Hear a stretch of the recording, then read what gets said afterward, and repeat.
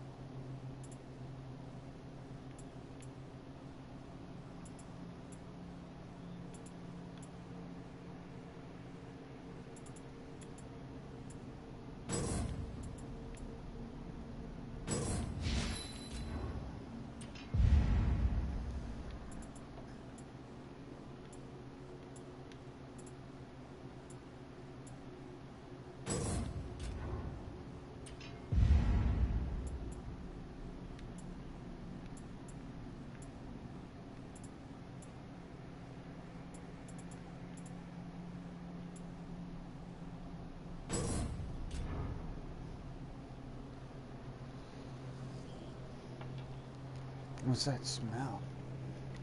Hold on 1 second.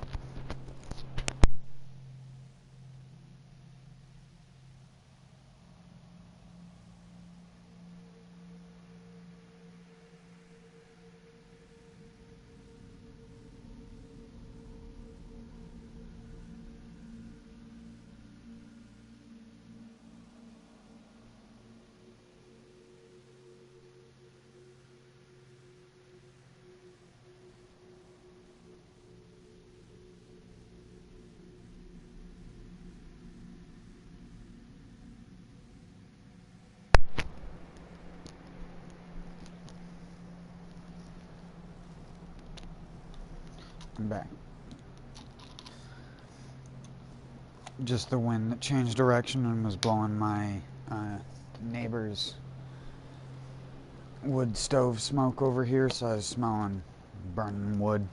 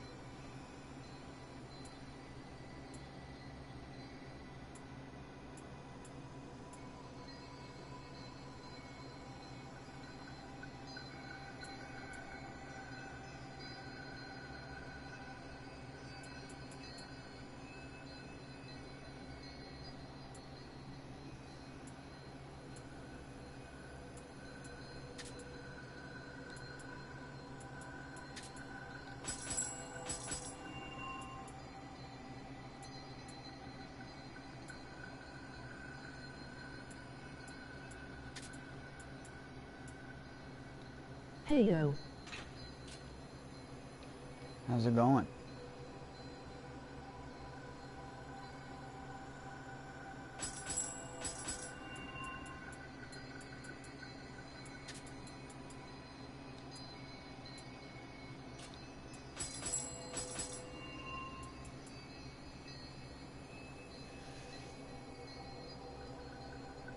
Good.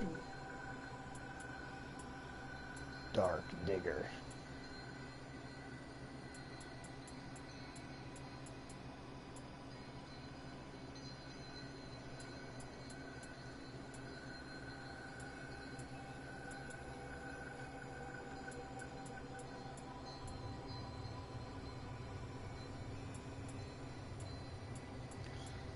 Sorry I didn't get on. I've just been watching YouTube after I got done playing Realm of the Mad God.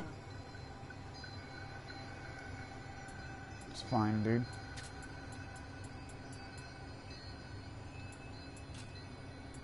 I saw you on my recommended and joined in.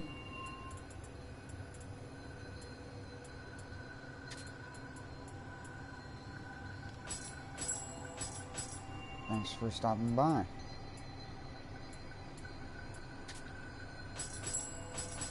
Scampus!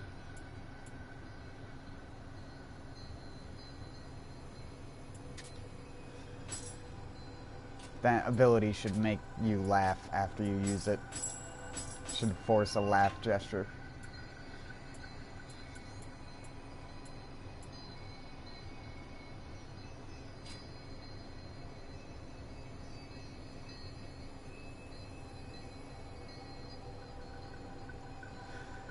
I wonder why you'd ever want the fart skill.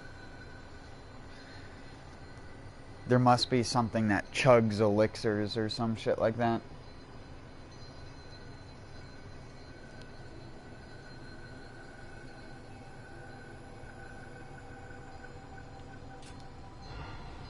Furthermans.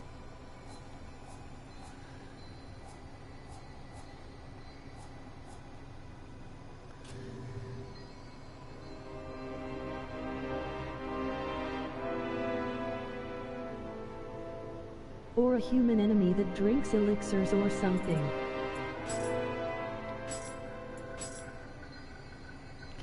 I was trying to do expeditions earlier, and every single time I'd get 2 people that would just start immediately hauling ass through the level, and they'd die to like 2 or 3 random enemies. I'd pick them up, they'd die again, and then it'd time out. It'd go back to the menu, I'd kick them both out. I'd get 2 new ones, and the exact same thing would happen. And I'm like, no wonder people think this game is fucking hard. It's like me and Hyro cleared it like 4 or 5 times the other night. We only died out once because we kept fucking around. LOL. We kept, but we were just annihilating the bosses.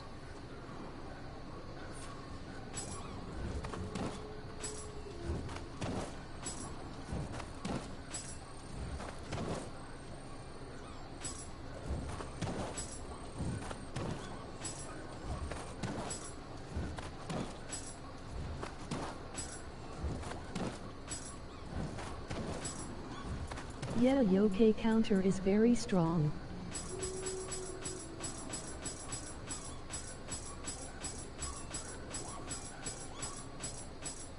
Hopefully it doesn't get nerfed. It got buffed. It was harder to land in the beta for some of them. The brute counter wasn't changed, but the other ones were buffed.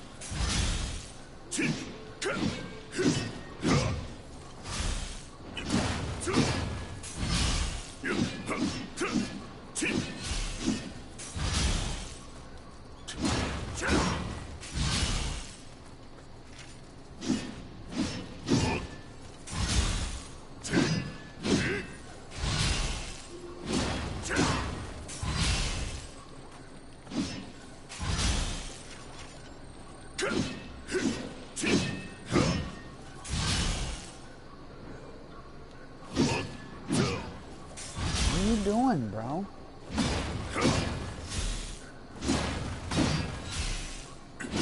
I only beat this level once today because I got 10 people in a row who would either die to the first 2 Nioh ninjas or to Hammer Bro.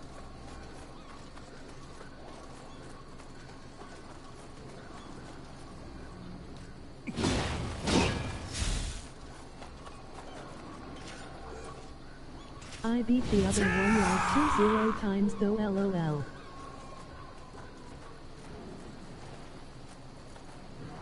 Wait, which?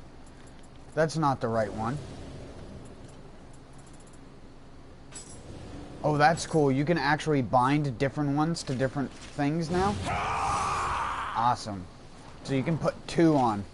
You can go super armor, stamina consumption reduce. And then just spin.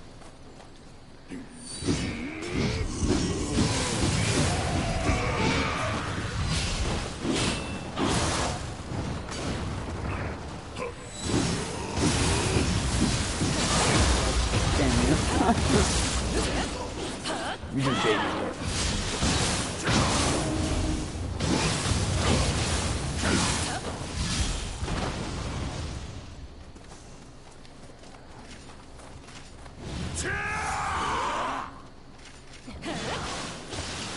That means I need to get rage too. You could have all 3.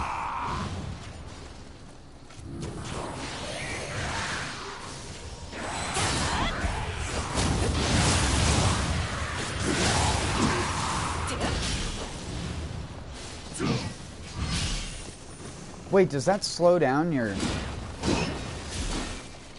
Yeah, it completely slows your action speed.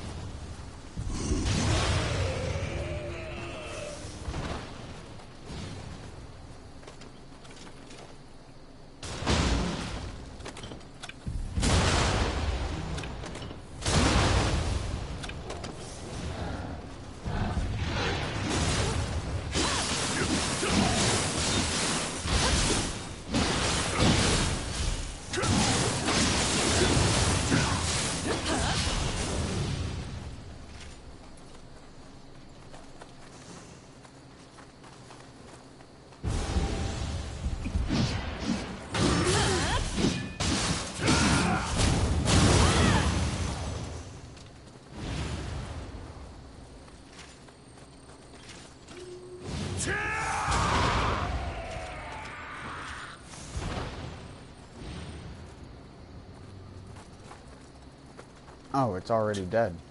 Oh my,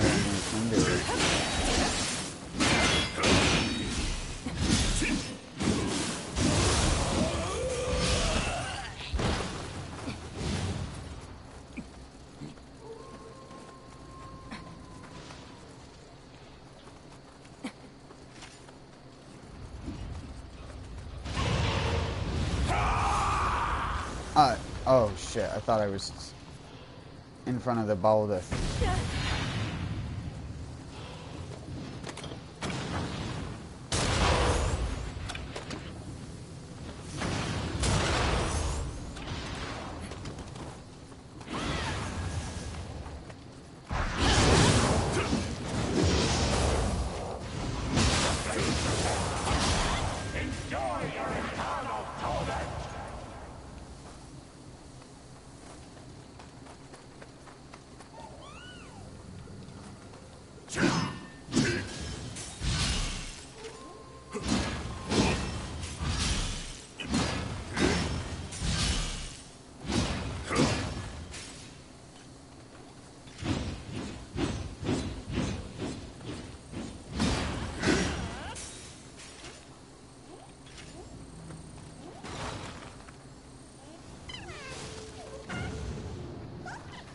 He gave him a crappy item.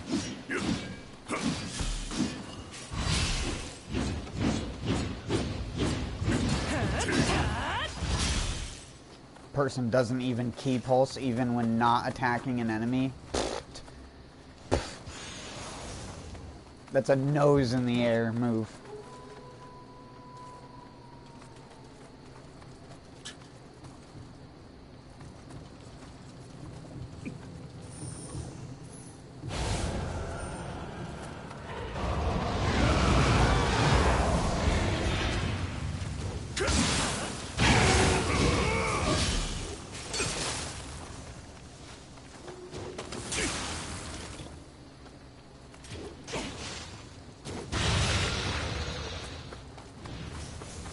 Terrible cooperators, all of them. Why are they all terrible?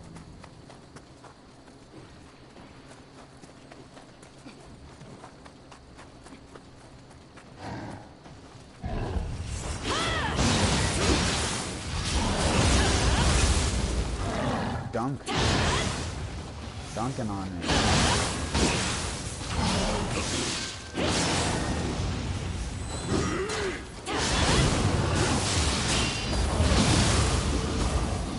so bad at doing that initially. Yeah. The visitor, dumbass cooperator, has died. There you go. That's what it should say. K. Cole ones? More like dumb douchey one. I don't know.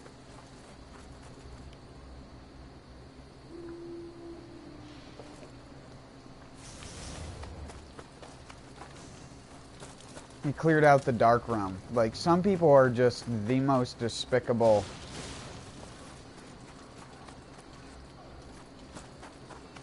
Rest here. Why were you at the first one? Get over here. Get over here. What are people's brains?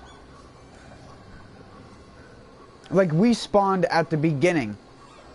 Rest at the goddamn shrine. Rest at it.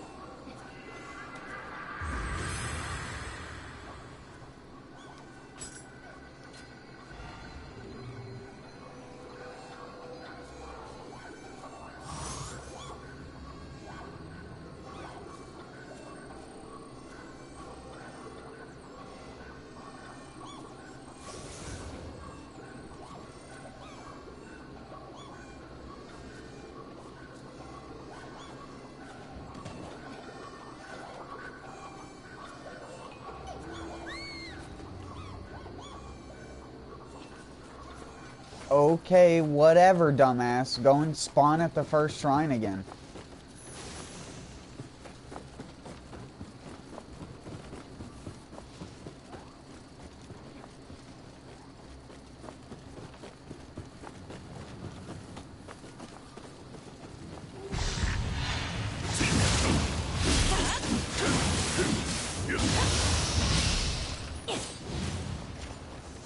And he doesn't keep pulse. Dark Souls player alert. We have a alert. We have a Dark Souls player. You don't need to key pulse. Therefore, I don't. Just like I don't need to level up. When has a Nioh got?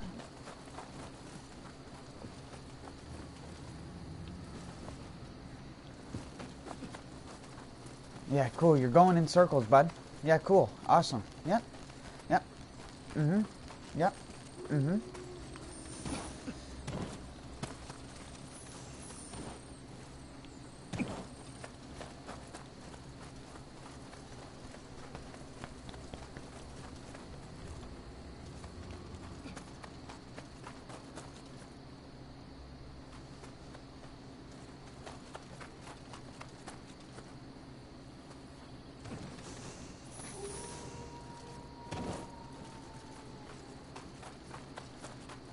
Where the fuck is he going?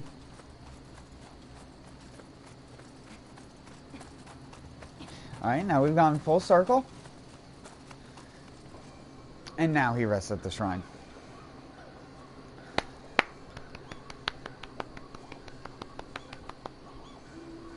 Wow.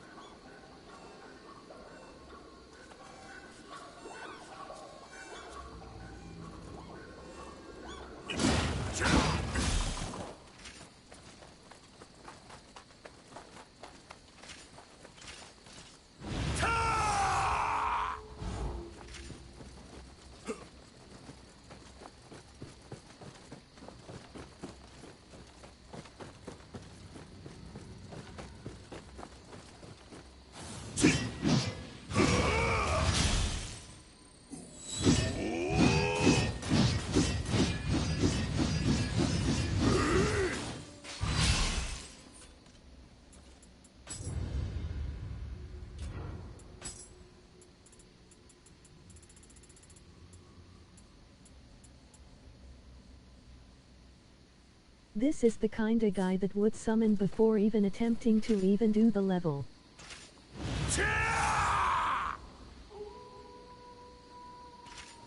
Attempts.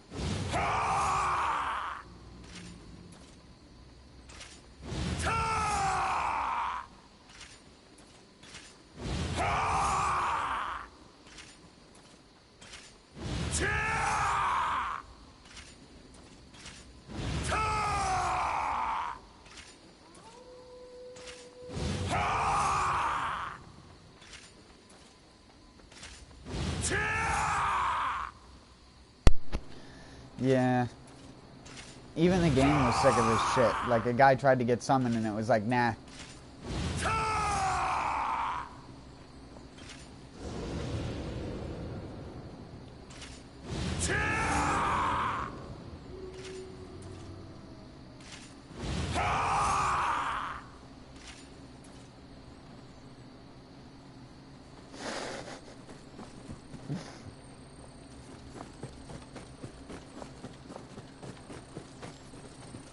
What do you want, Dangus Khan?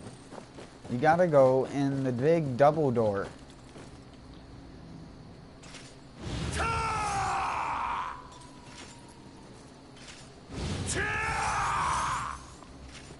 Open the door, fuck knows.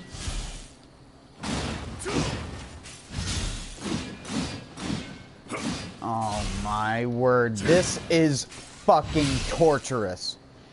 The guy doesn't see a flashing white door. What is he doing? Like...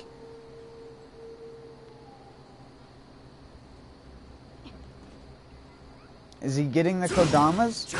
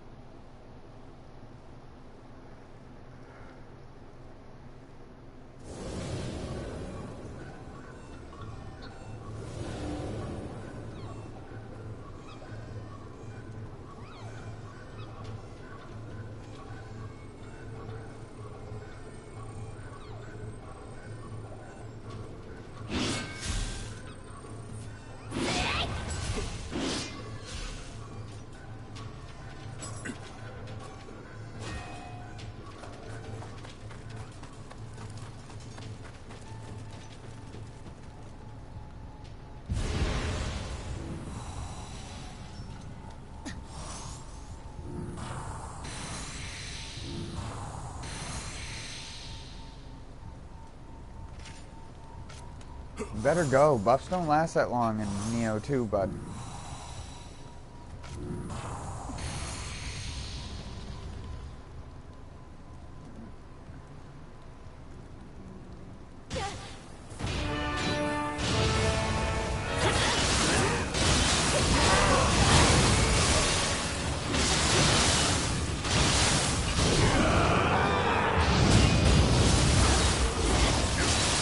Oh, it had sloth on him, that's why I just timed it.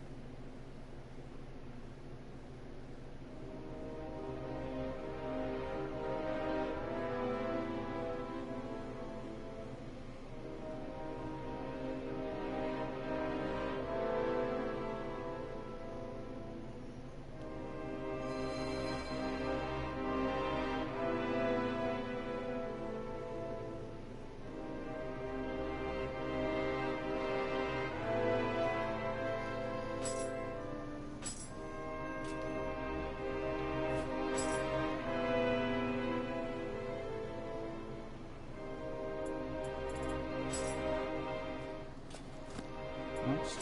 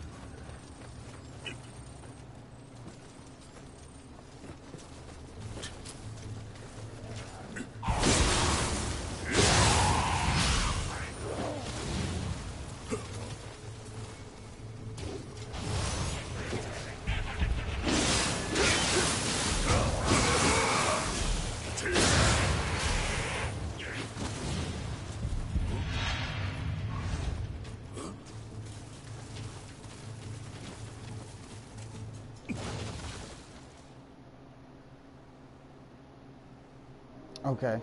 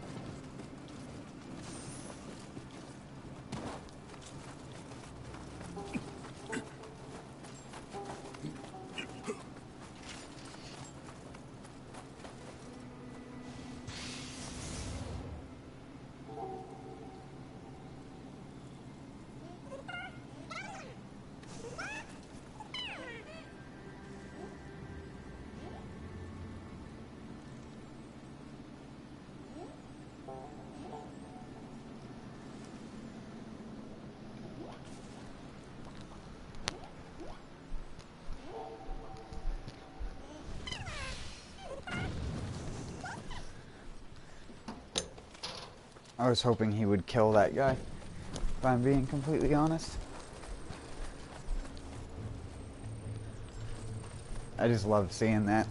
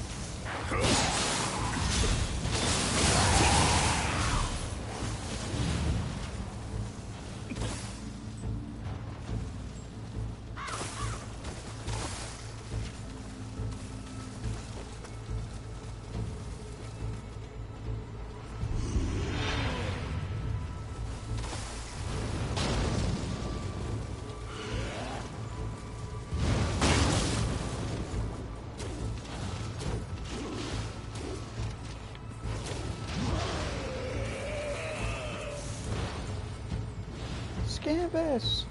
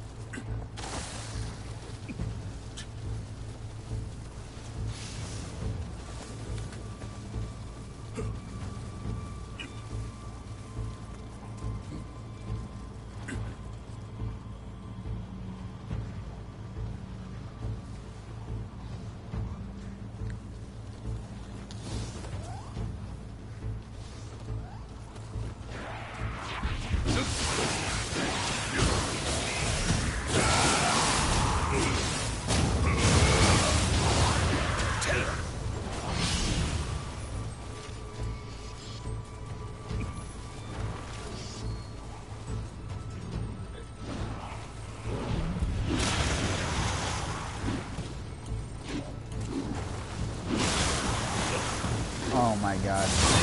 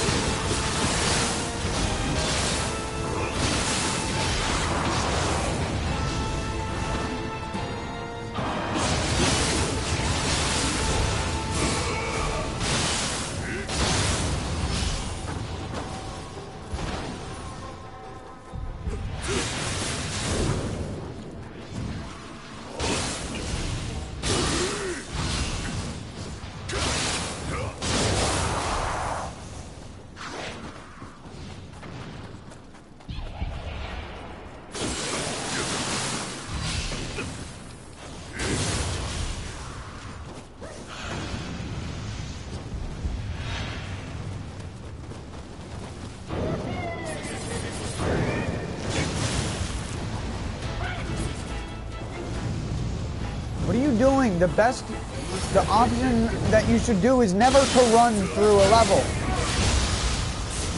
Like, they're just enemies. Just fucking deal with them, dude. Jesus Christ, you just made this a lot worse of a situation because you just didn't stand still and fight the one enemy.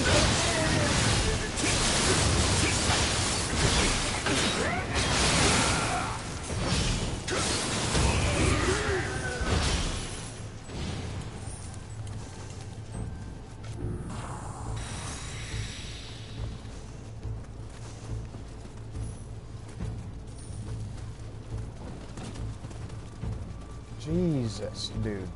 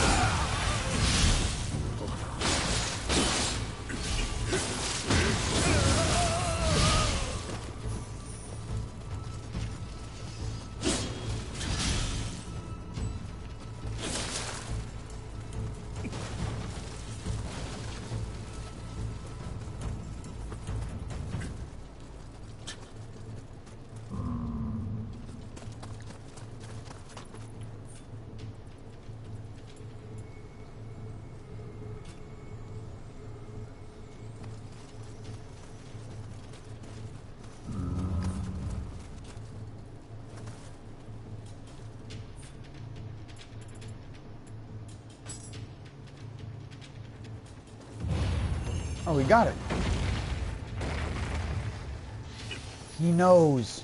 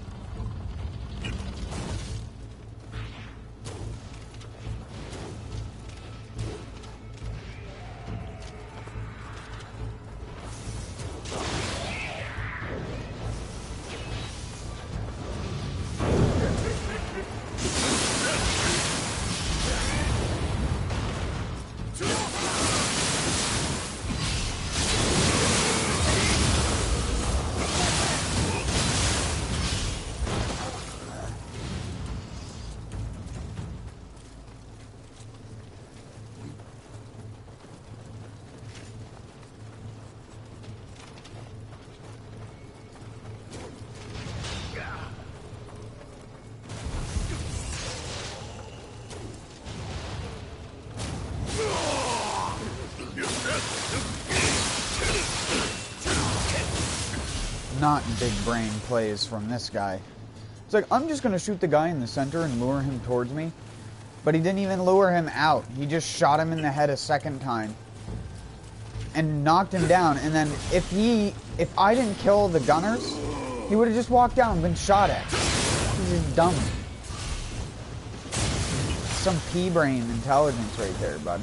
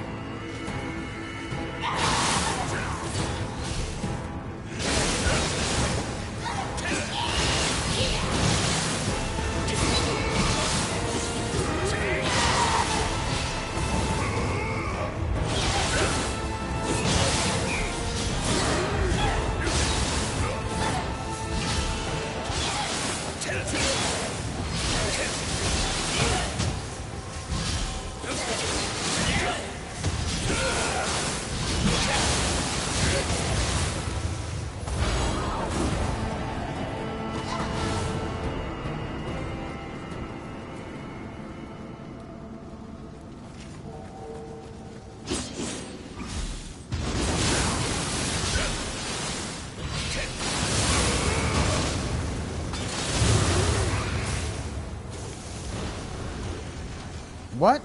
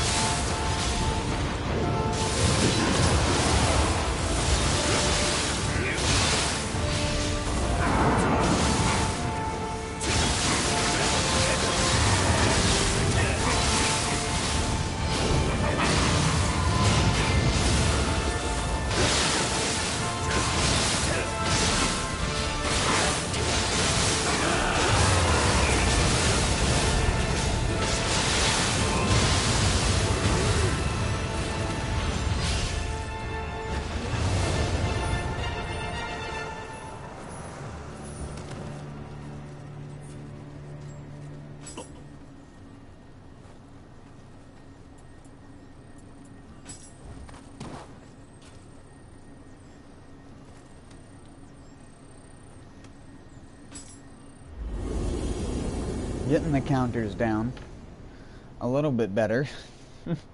At least I'm nailing it like every other time. And then sometimes it takes me like the second or third hit to get the counter. I don't know why. The suck level is 1,000. Radical.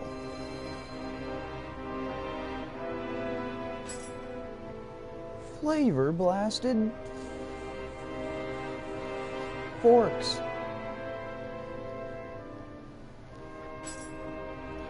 Candied forks.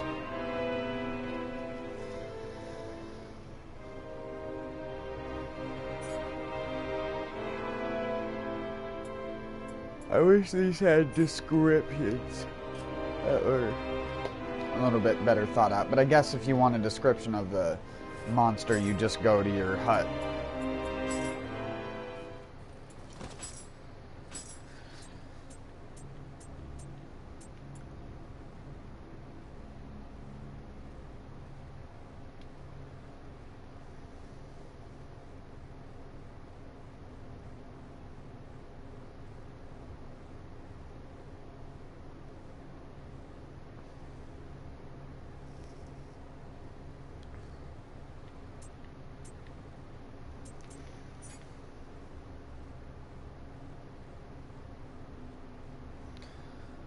Oh, so blue side's weak to fire and then red side's weak to water? Because I can't imagine water side is weak to water.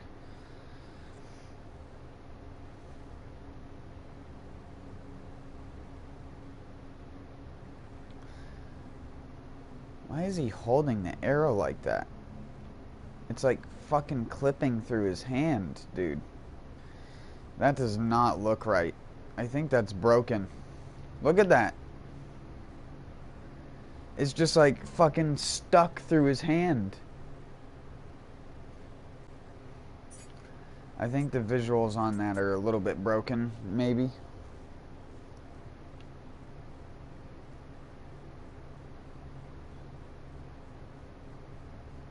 I like this boss a lot better just because it has a... It's got that pyramid head type axe cleaver type thing going for it where it drags it.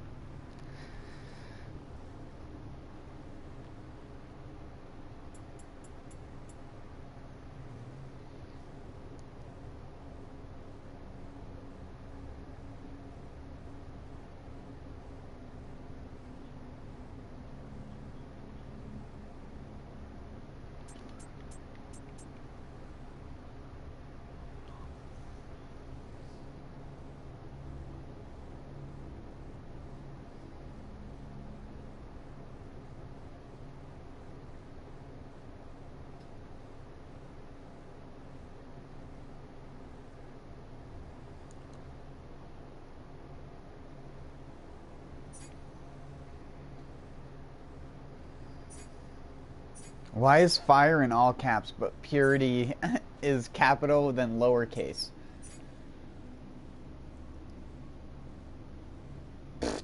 The inconsistencies in the text are absolutely abysmal. All capital letters water, all capital letters lightning, capital C lowercase eruption, capital C lowercase unfusion, capital poison, capital paralysis. Like, you can tell which ones were holdovers in the engines. In the engine that they had to literally just reuse, but then they added new ones that were typed more properly without going back and fixing the other ones. I mean, hopefully that stuff gets changed for release. I mean, it's not important, obviously, but it's just like those kinds of menu inconsistencies are worse than fucking beta games.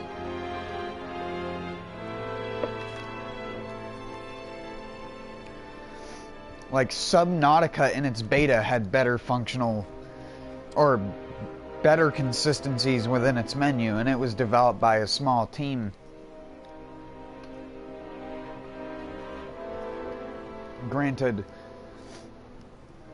I never played Subnautica, so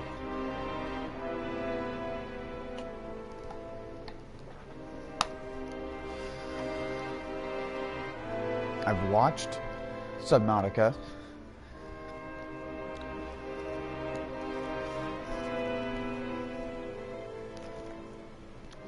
Just not a game that I'd want to play.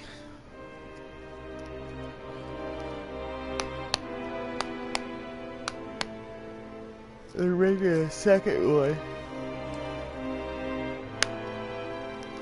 Just like they're making a second Darkest Dungeon. I can't wait to hear Wayne Jude again. And maybe this time I'll actually finish a playthrough on stream. Instead of every time I play that game, it's only when I'm too, like, shitty feeling to play a real game.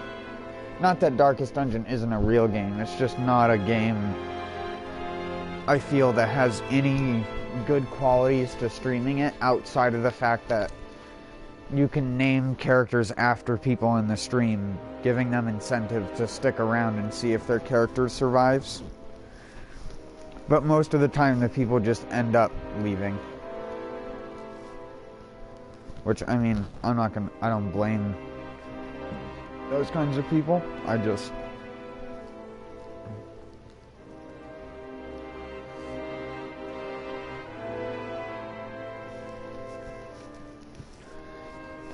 I already play niche games where not many people are gonna see me via traffic.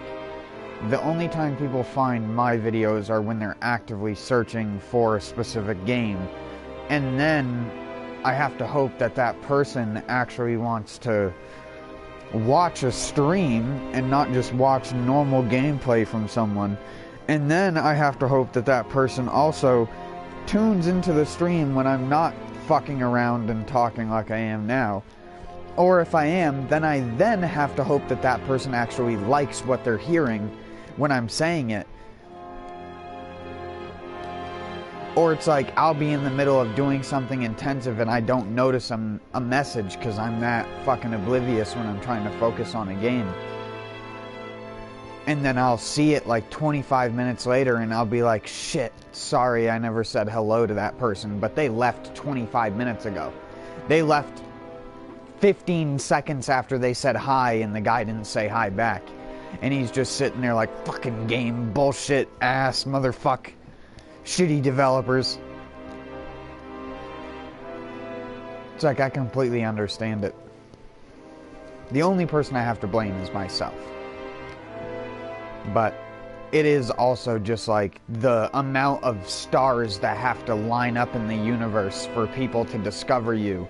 And then for people to actually want to stick around, because if people do discover you, they both, A, do not want to come across a dude who's like acting like he's got a million viewers, where he's constantly referring to his chat or referring to other things when there's literally no one in it. And then you don't want the opposite, where it's like you don't want to come by some dude's stream like me and he's just sitting there yelling at a fucking game for no reason other than just because he can, because he's streaming. Sort of shit.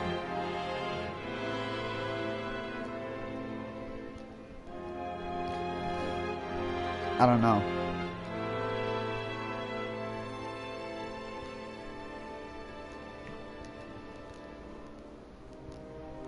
It's not that it bothers me either.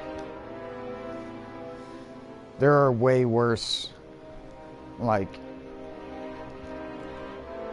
are way worse things that go on YouTube than people not being discovered who do game streaming, which it's like, bro, get with the program. Game streaming is like fucking 2012 to 2014 YouTube. It's like now a trending YouTube gaming video will have maybe 700,000 to a million views. Maybe. And I'm talking about something that isn't a game release trailer, because trailers for games always get lots of views, because they get like basically regular traffic, because people are like, look at the trailer for this game, and they link it and show it, It gets fucking embedded in so many different websites and crap like that. It's like so many people are gonna watch it anyways. So those I don't really count, even though they are gaming related. I'm talking about someone like H-Bomber guy or something like that, who does like an hour and 30-minute long video where he gained sudden exposure due to the type of content he did, and the fact that people tuned in liked his both his mixture of opinion and factual evidence to back up his opinion. And I mean, factual evidence to back up an opinion is still perspective. Like, if you have factual evidence to back up the fact that a game is rigged and has like AI that's way stronger than what you can be, in the case of like Gran Turismo 2 or something like that, where the AI has cars that are above the horsepower limit that you can set your cars to for that race and stuff like that. That kind of shit occurs in video games, but you can never tell that stuff until like now, where it's like 20 years later people discovered that Gran Turismo's AI was cheap. But in doing that, if you were trying to say like Gran Turismo 2 is bad, you could objectively say that that doesn't make the game worse, because if the AI was on a level playing field, you'd basically be driving in front of the AI from the start of the race to the end. Because it was the way that the AI was programmed to race that required them to make the cars sometimes higher horsepower than what could be made. Otherwise, there would be no competition.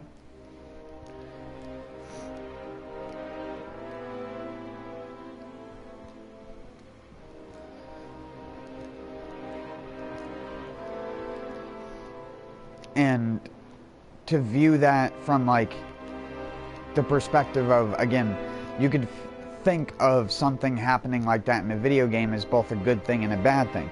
It's a bad thing because they don't tell the player that's happening. They don't tell the player you can never upgrade your vehicle as much horsepower as this AI car has. But you'd never know it because the AI drives the car like such a piece of shit that the only single place in the game that you'd ever have a chance at figuring this out is driving side by side to AI in the same exact car on a straightaway, and the AI is able to slightly pull away from you. It's the only way you'd ever be able to tell. Because unlike Gran Turismo 3 and the later Gran Turismo games, there's no tuning a car. There's no like, oh, adjust the suspension rebound and all that shit. You have packages for individual parts of the car, like a turbo. Or it wouldn't be a package, it would be like it would be like a package. If you got like I think it was the body lightness upgrades on certain cars. If you got the third or second one, it would change the car into a Le Mans style car or a touring car.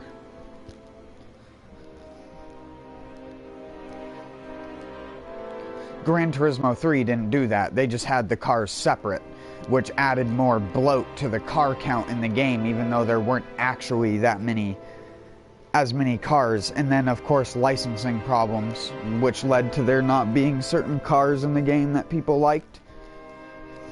But I don't know, people always tell me how they like Gran Turismo 2 the best. But I played a ton of Gran Turismo 2, and when I got Gran Turismo 3 when I was a kid, I didn't think of the game as like a downgrade because of how its system worked. I just treated it as a different game. Because when I was younger, I actually liked the random car loot system at the end of a race, because it gave you incentive to replay championships over and over and over again. It actually gave you replayability. Whereas in Gran Turismo 2, you complete everything and it's just like the only thing you have to do is upgrade all the cars to max. Pretty much. There's no getting rare special paint versions of cars for the most part. And although, again, some people may hate that, I liked it because I liked getting the metallic dark purple or whatever it was. Metallic galactic purple or fucking something like that. Get that on an NSX. That was like one of my favorite looking cars back then, and still is to this day. The original NSXs with the pop-up lights, not the ones that already have the lights built into the front. I think those ones just look like a budget Ferrari. The squarer first and second gen model ones that have the pop-up headlights and the square rear spoiler that goes on the back. Those ones are my favorite. Those are the ones that they made race cars out of that look really fucking nice too. I think not the Denso Sard, I can't remember what racing team it was. It wasn't Arca, I don't think. Or Arta. No, it was Arta. There was the Arta NSX, and then there was another one. I can't remember its name of it. That was a purple and green one. That was really cool.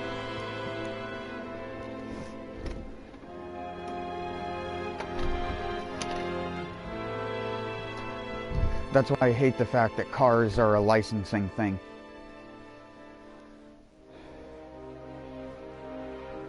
I hate the fact that anything is a licensing thing. I hate the fact that you have to pay someone to put their cars in a video game, which is basically advertising their stuff for them.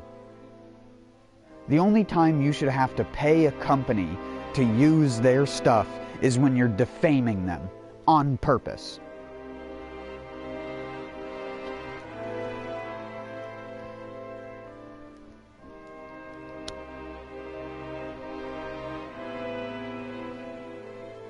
And I know that sounds like fucking stupidly rigged, but I'm just saying that in my brain at least makes somewhat more sense than how people currently treat that kind of thing.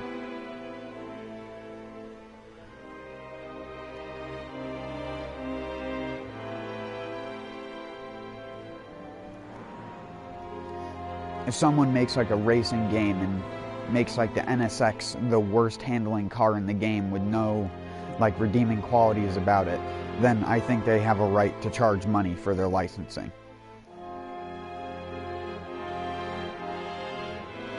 But if the person is going through the extra mile to like simulate your car in a video game and mock up the body and use all the scanning stuff, unless you're providing that, if you're providing like the 3D or the 3D like CAD or something like that for the car, or whatever they can use to turn into an actual 3D model more easily,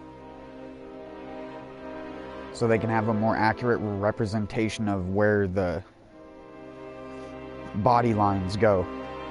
Because that can be a lot of the time the hardest thing about replicating cars in video games, is mimicking the body lines on cars that have more complex curves.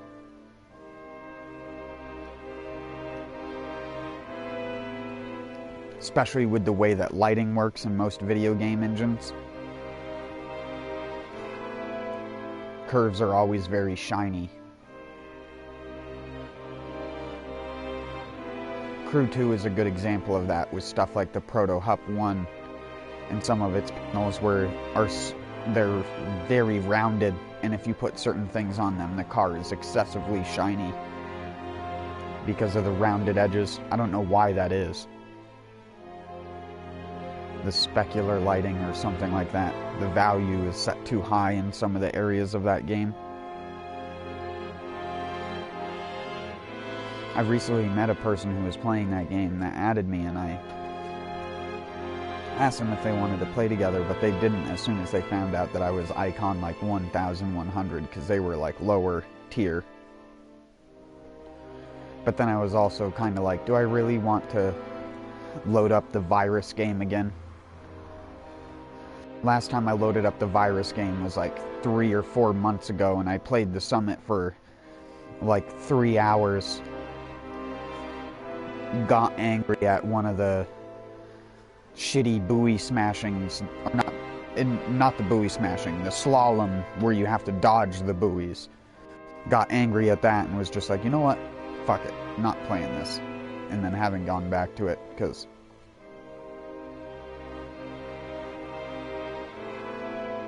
I don't know, I have an urge every once in a while to play a racing game, but there aren't that many good ones anymore, and the few good ones like the Crew 2 that exist are online based and have like crashing and other problems associated with them if you have specific types of networking and shit like that. And it's not just me either. Like, with certain games I could consider, like, random crashes being just, like, an odd occurrence. With the Crew 2, it's, like, pretty much guaranteed. And I know that because just about any other high icon level player that I've talked to has had regular crashes since, like, day one playing the game. Even now, people still get regular crashes all the time.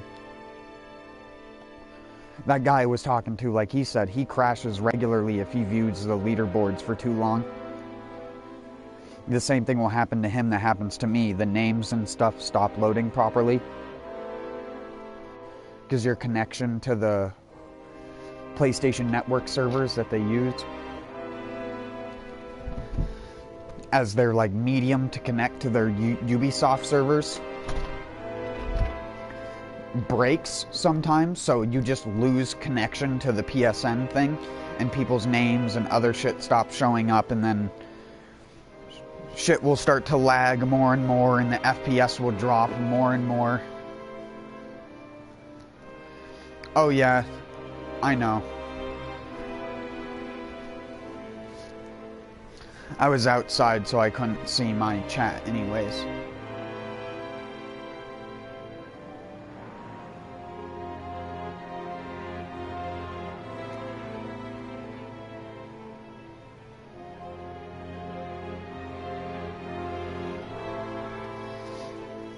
Also, yeah, Blondie, that's what I was raging about last night. When you go through it the first time, it feels so hard.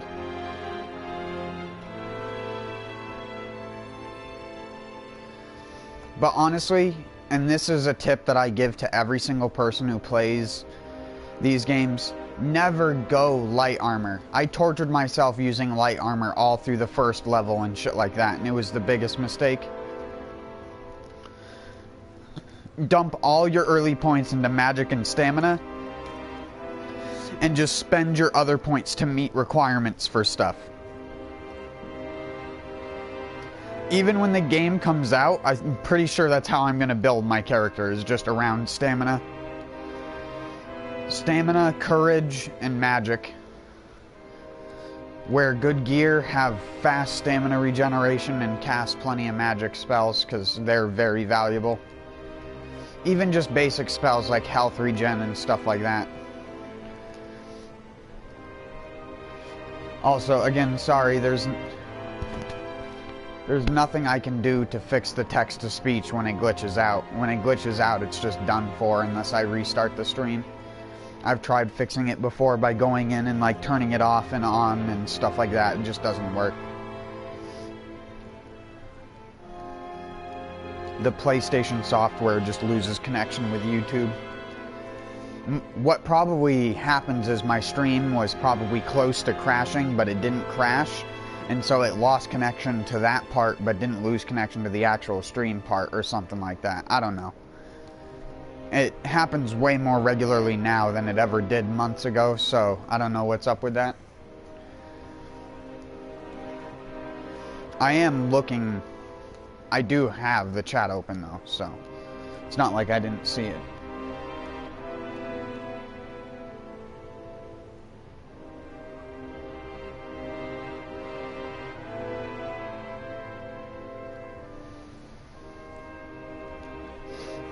A lot of people can't play this game, though. Like, referring to your comment where a lot of people are complaining about the difficulty, a lot of people aren't going to be able to play this game. And it's like I was saying last night on my stream, I'm like, you're going to turn so many people off from playing this. Like, they're not even going to bat an eye when it comes to buying the actual final game. They're going to play it for 30 minutes, go, what the fuck is this shit? Try and kill a basic yokai enemy with a spear, get pissed off because they can't kill the spear enemy, and then just quit. And that's just what's gonna happen. They're either gonna summon and have a guy carry them through the level, or they're gonna quit. And there's gonna be no in-between in that regard. And I feel so bad for I feel so bad for the developers, because it's their fucking fault. You shouldn't... If anything, you should have done it in reverse. This should have been in the alpha. This boss and shit should have been the alpha boss. And the alpha content should have been the last chance trial content, because more people would have been able to do the alpha stuff, because it was way easier. You started out the game, the basic katana that was white, the first enemy you could kill in like 3 hits in the alpha. The beta came around and it was like, oh, it's like 6 or 7 hits, but once you get a decent weapon, you're 2 to 3 shotting pretty much most small enemies. And then this comes around and it's like, the only enemy you're one-shotting are the ranged enemies, which have like 600 health. Even the most basic samurai dude is going to be able to take 6 to 10 hits from you right off the beginning of the game. Because you're going to be dealing double-digit damage, like 50 to 60 a hit in some cases. And it's just like, I don't know what the fuck they expect you to do. Or, I wouldn't say what they expect you to do. Again, I beat it. I got through all the content just fine. And all the way through, I was noting how difficult it feels. And then I got to the boss and I was like, yeah, this is like... They said that Nioh 2 wasn't going to be as hard as Nioh 1's DLC. But they forget the fact that most people are not good at timing-based systems. You put a countering system in the game and pretty much force players to do it to cancel boss attacks, and you have just made a recipe for people thinking that the game is incredibly unfair, and then you have the other half of people who are like, the game is too easy because you can just stun everything to death. And it's like there's no in-between when it comes to that in either regard. Is my chat even still working at all?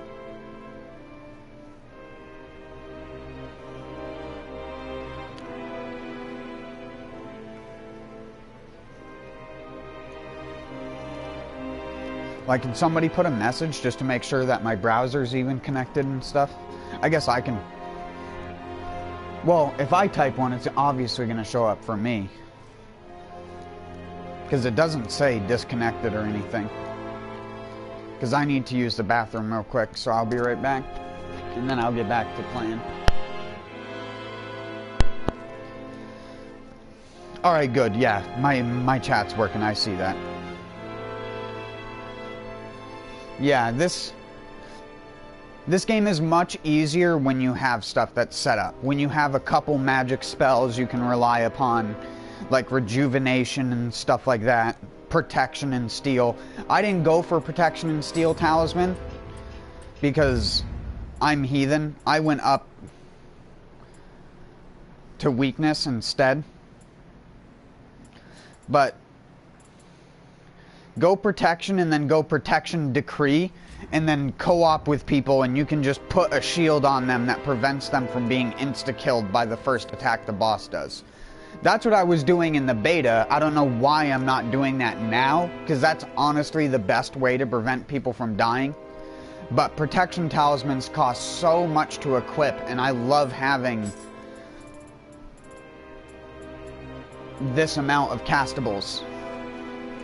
The 2 weakness, 2 life leech is perfect for 1 boss fight. And then I can use the extra rejuves and stuff during just mission content. And then I have double lightning talisman. And then just random garbage equipped. Because in this game you don't have to scroll all the way through all your pages to get to something. So, page 3 I know I have firebomb, so it's just R1 tap tap up to throw a firebomb. R1 right up.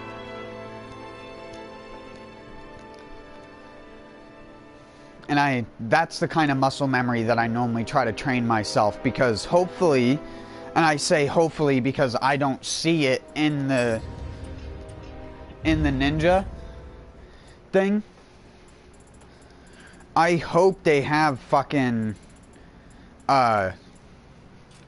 Ninpo or Flame Dragon Scroll from Nioh 1, the giant fireball. That was one of my favorite like moves and skills in the entire game. Just because it was like a force AoE on your character, and you could use it when you were being surrounded by people, and it would just like force them to stay a certain distance away from your character. Kind of like the frickin' that bird girl that does the scream, where it screams and pushes you to the outside. It's like that, but it also does damage, sets the enemy on fire, and then hits them with a heavy damaging fire attack. Fuck, you could kill Umibozu with just Flame Dragon Scrolls in, like, Way of the Demon and Way of the Samurai, but in Way of the Nioh, they have way too much health for that. It'd take, like, 50 Flame Dragons to kill Way of the Nioh Umibozu, even though he takes, like, 300% increased fire damage or something like that.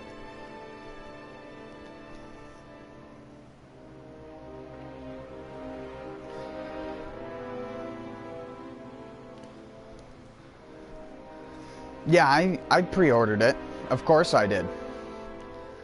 I support Team Ninja even though I talk so much. I talk a lot of shit, but I support them, like I say, because they're one of the only companies that has ever given me something ahead of time. That has ever allowed me to play a game early and be a part of a group. Like, there are billions of people on this planet, and I have never been selected to be in like a group of 10,000 people to try out an early version of a game. So I have the utmost respect for them. But I'll be right back. Like I said, I need to use the bathroom.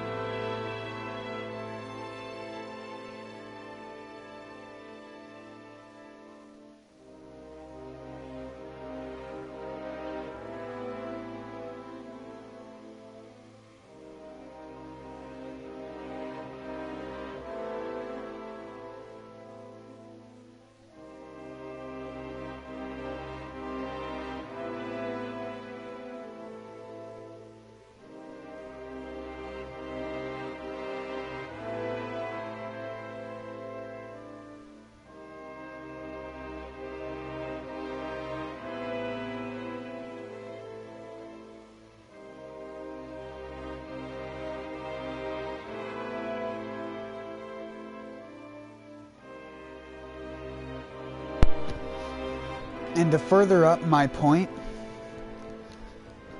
I don't think that the trial will ruin the game sales of Nioh 2.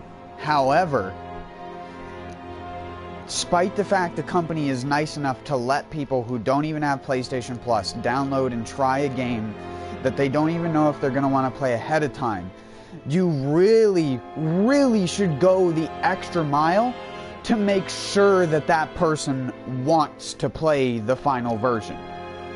Because there are a lot of people, and I mean a lot of people, that are suffice with playing a 15 to 20 minute demo of a game, and if they aren't immediately drawn into it, they're gone.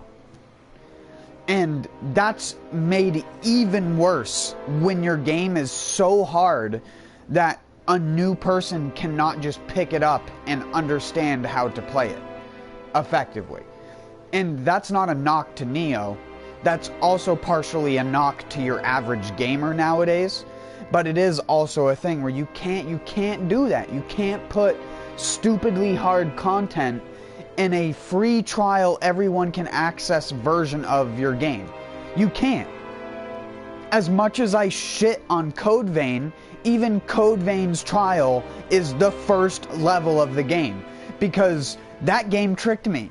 It did the thing that I'm talking about, where you get addicted to the idea of the game in the first level, but then the entire rest of the game is a fucking disappointment. And that's how Code Vein was for me. Not that the story was disappointing, even though it's depressing, but that the gameplay and the boss design gets deteriorated down to, I do a giant circle and you're forced to avoid my giant circle. If you don't, you die in 1 to 2 hits every single time. Oh, here, we're gonna have you fight a giant Monster Hunter sized monster in a fucking game where if you roll after being hit, your roll is based on the direction your character is facing and not the camera. So if you get hit and staggered with your character facing the camera, even if you're locked onto a monster and then you press forward and roll, you're gonna roll towards the camera and not towards the direction of the monster that you're locked onto. It is undescribably broken. And the fact that they never even addressed that problem, despite the fact it has been mentioned several times, but it gets vastly overwhelmed by the amount of people who are like, look at my anime girl that I created. That's the definition of a fucking failure of a concept of a game that could have been so much funner than it actually was, and could have been so much better overall if just a little tiny bit of leniency was added to the game design. More than 10 healing items in a game where literally the most basic bitch of enemies hits you for half your HP. And your only form of healing is the healing item, and the consumable healing item, which heals for the same amount as your normal your normal healing item. I don't know, I get fucking driven up the wall with people who say that Code Vein is a comparable game even to the Souls franchise. It's so busted and broken. It's honestly amazing that a game that's that busted and broken in terms of its design came out from a company that made 3 decently designed Monster Hunter clones in a row. And I think it's the definition of, if the Monster Hunter team tried to make a Dark Souls game, it would probably end up like Code Vein, where it would be, they wouldn't understand the nuances of the programming of Souls games that make the movement feel decent. Nioh understood that. And even though in Nioh's original alpha for the first Nioh game didn't have lock strafe, they fixed their problems with their movement system in one iteration of the game, in between the alpha and beta. And ever since the beta, the controls have been the same. The familiarity system has been the same, and that was per user request. Familiarity only exists in Nioh because people didn't want the repair system, but wanted another system like like it that wasn't a negative side effect. And so they took out the repair system because higher rarity weapons were going to have more durability, and instead turned it in the familiarity system, where the higher the familiarity, the more bonuses you get on the stats. So, as much as people say that game developers don't listen, out of all game developers that have listened to people in the past, it's the developers of Nioh. And they do a great job at showing the mistakes that other developers have made and not fixing small things about their game immediately. When Nioh came out, and in the alpha and beta too, Nioh had a problem sort of like Monster Hunter World does, where you could press a healing button like 6 times and it still wouldn't heal you. You have to press it specifically during a neutral animation where your character wasn't entering a walking animation or a running animation in the middle of pressing the button, or that would make the game skip your input. Because Nioh doesn't have, or Nioh didn't have any queuing system to its inputs at all. And even small adjustments to the input system would make certain things about the game broken. It's why a good example of how old potion using used to work is the same reason why EI cancel is a thing. Because EI cancel is because of that. That same, like, thing in their animation system. Or I should say in, like, their character design system or whatever.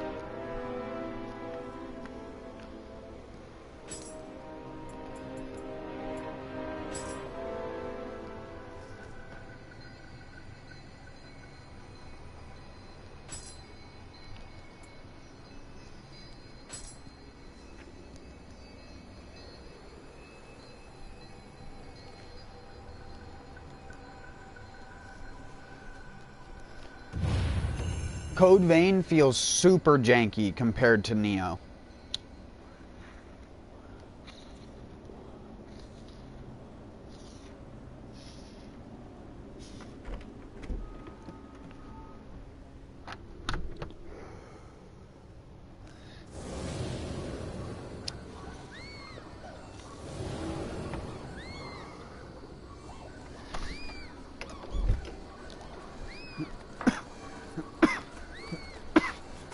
Motherfucker, give me a sec.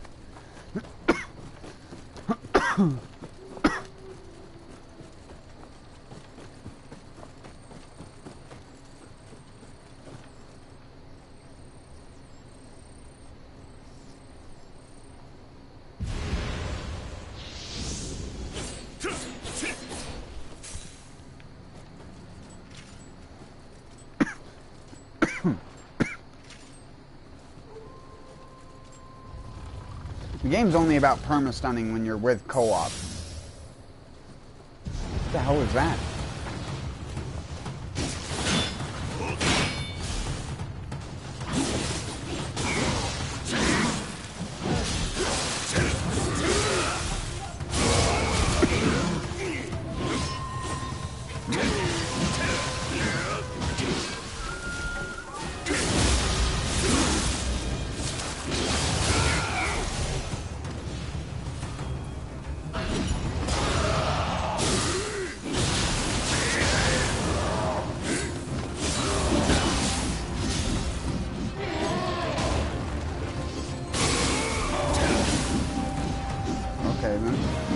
Oh, that pulls you in. I didn't even notice that.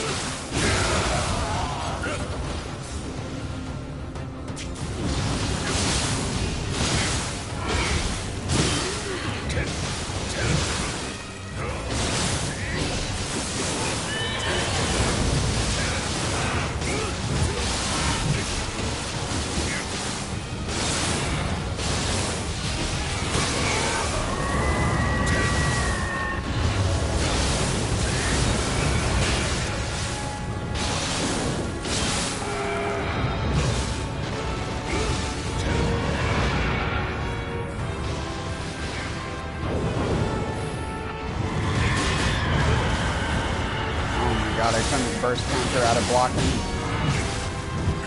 That was a mistake.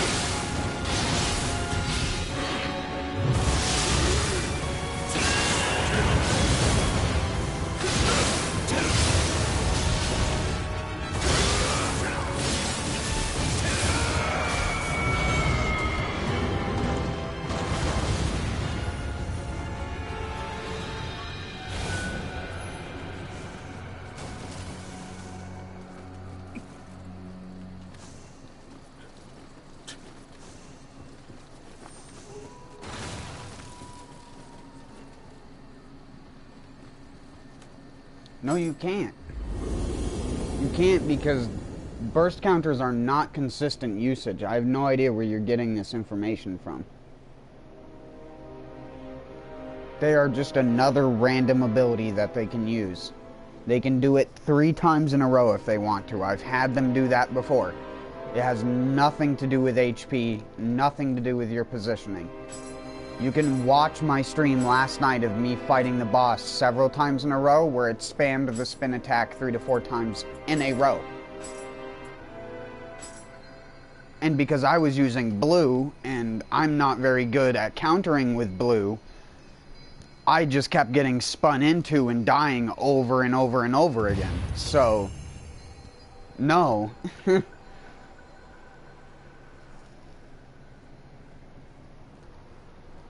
It's all luck.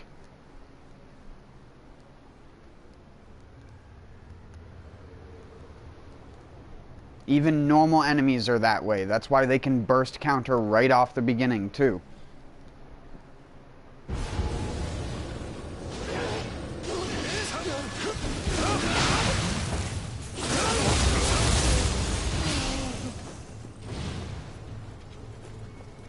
Oh god, it's this fucking twerp again.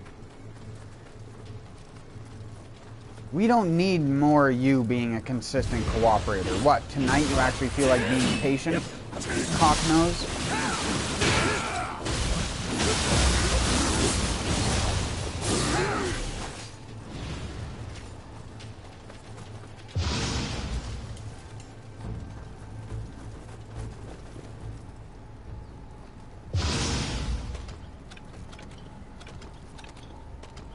It has nothing to do with their keybar.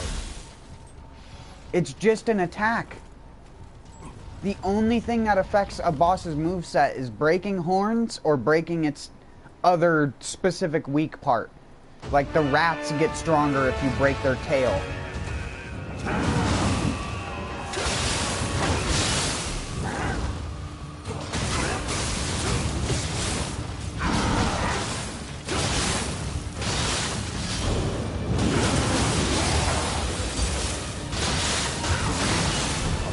Put life leech on him, but I'm the only one currently being melee aggressive, so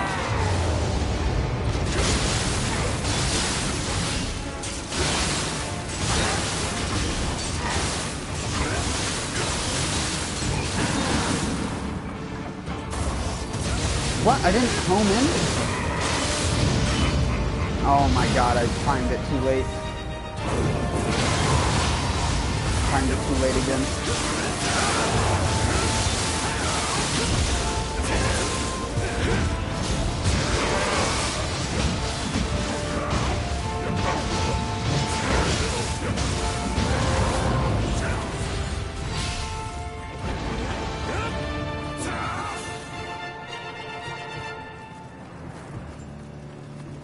I want to know why the boss was attacking me and not that guy who was stuck on his ass.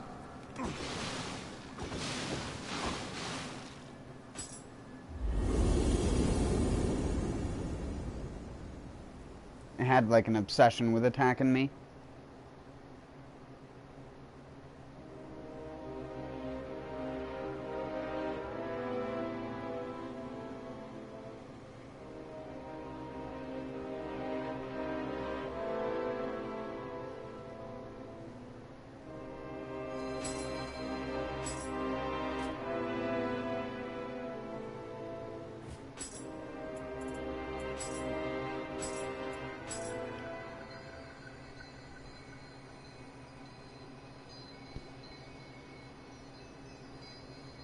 Unless they hotfix something in between last night and tonight. Or I shouldn't say last night, but like Friday when I played it within like 2 hours of it being open in America. But it had already been up for 12 hours in other places, so I can't imagine that it would have taken them that long to hotfix anything.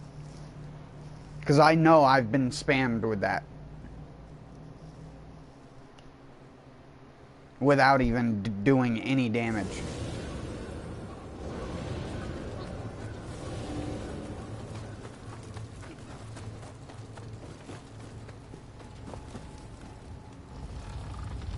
mean, like I said, I have it on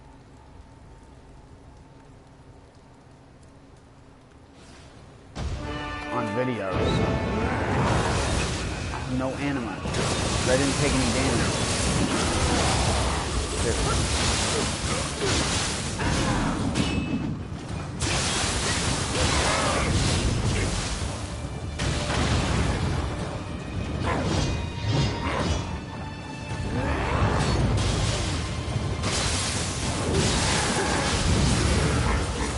See, he used it and he wasn't at a quarter. See, I couldn't even parry that one because you just went in a fucking weird-ass direction.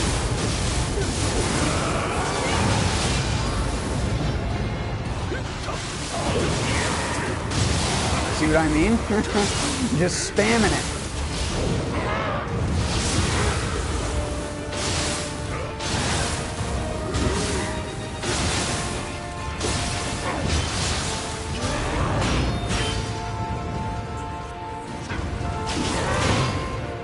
What the fuck? I've never seen him do the combo. Nope.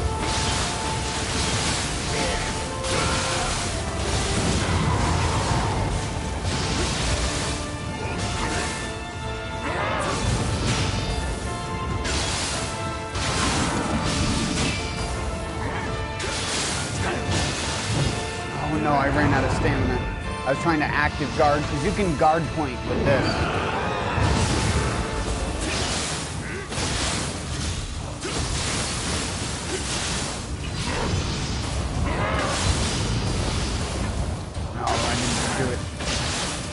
Fast enough.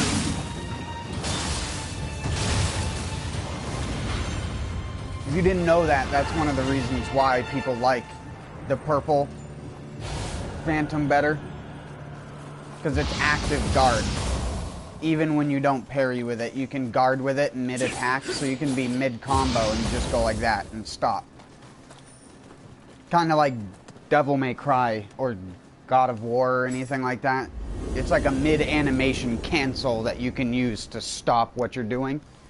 Whereas the brute counter, although way better for active countering, doesn't have that auxiliary, because it's not a block, it's just an attack. Honestly, that's why I'm surprised you weren't using the blue one, because the blue one is better for people, like I said, who are good at Sekiro. Because it's a counter type. It's the true counter. Although the fist has advantages in certain situations where that can't really counter certain things. Like, for example, burst grabs, I have never countered a burst grab with that. I don't know if it's even possible, but I know you can counter burst grabs with the brute counter, so there is a benefit there. But you can active guard with this one, so there's also a benefit to using purple. And I'm specifically talking about the type of spirit that it is. Phantom, I should say.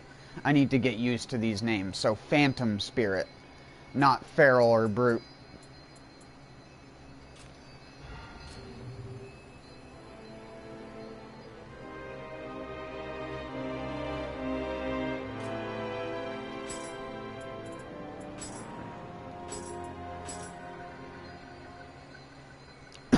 It might be, but like I said, in my experience, it just uses it.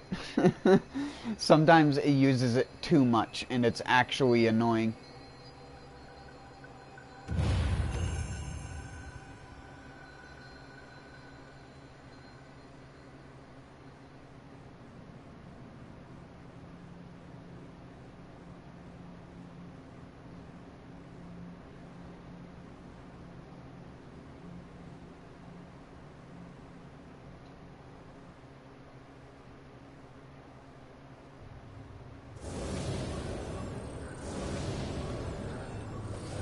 Hash pipe.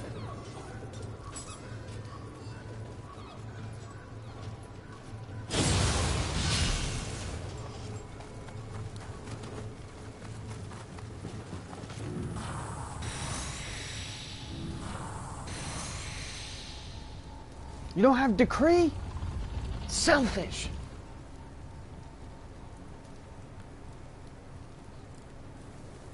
Decree is such a big circle now, there's no excuse. I don't have anima, dude, I can't stop him.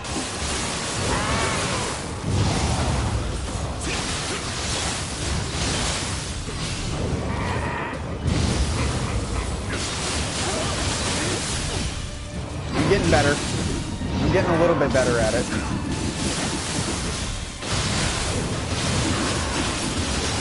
This one's hard though. I just mash on that one and hope.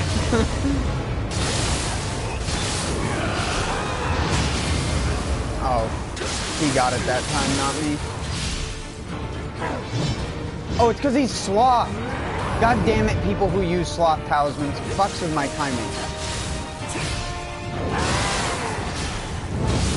There we go.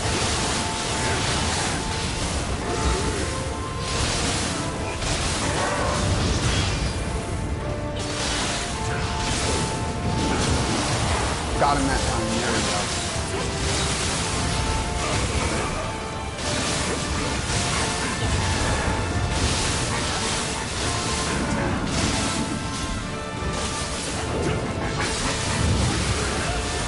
Get into the corner.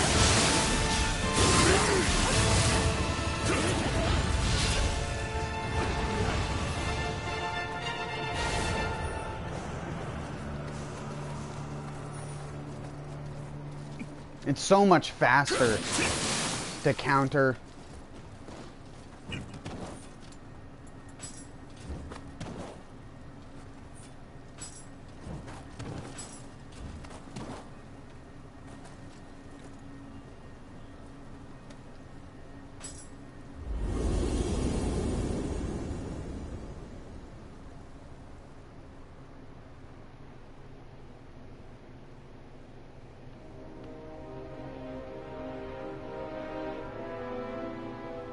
What's up, Taters? How's it going, man?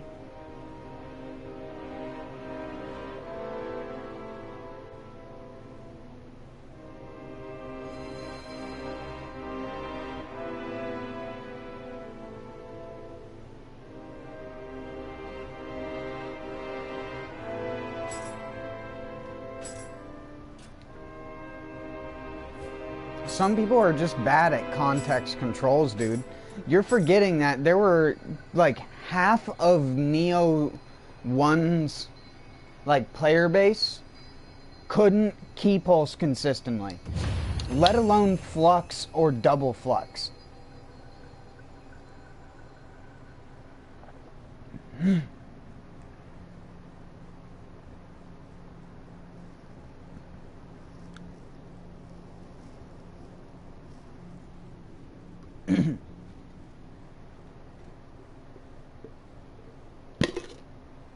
Sorry. It's my little pirouette. Pirouette.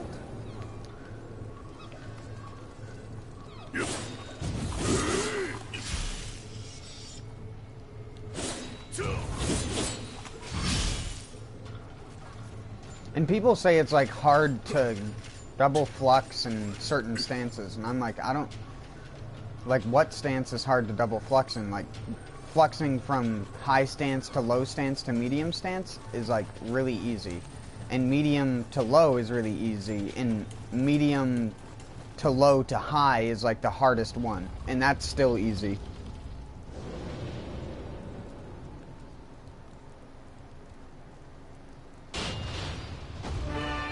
It was like in November, like early November.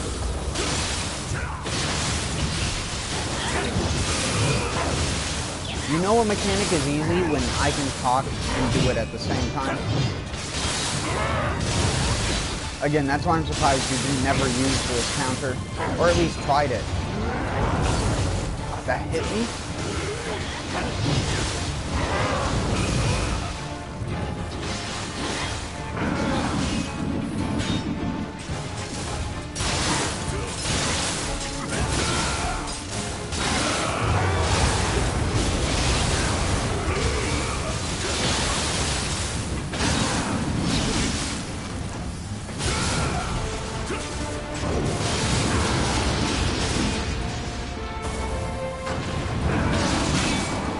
I'm really good at guard pointing with it though. That's the playing card blade in Monster Hunter. That helps with that, because it's pretty much guard pointing in Monster Hunter. Instead, you're pressing R2 circle instead of R2 triangle. And that's what it took I had to tell my brain that's what I was doing in order to get good at it.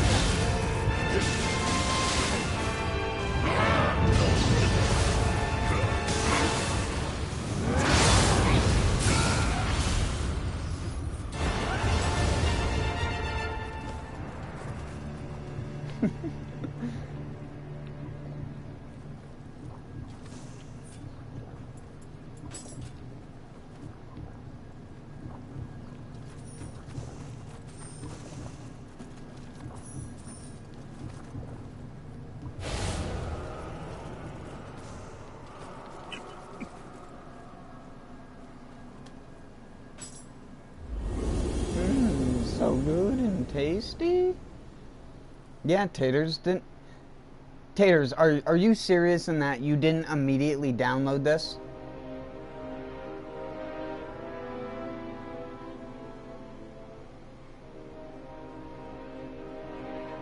Hyro, how you Tempest and you backwave in Tempest, and you're telling me that that is hard? I can literally do that while talking, and if I can do something while talking, then it's definitely easy.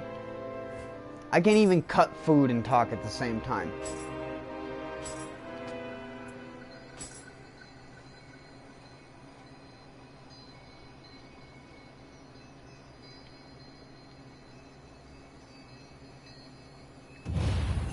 I wouldn't say they added it. It was probably already in the game. It just is new in retrospect. It's something we haven't seen before, in other words.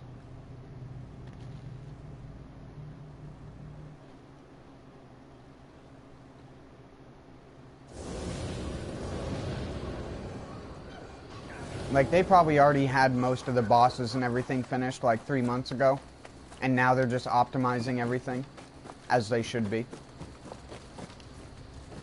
Optimization is normally the last 3 to 6 months of the game development cycle, so. And their engine was already optimized, so that portion of their needing to optimize wasn't really needed, because they already did that in the first game, because it's the same exact engine. Unlike Souls games would try to go overboard with changing the engine, this is just literally the same thing. There's little to no differences.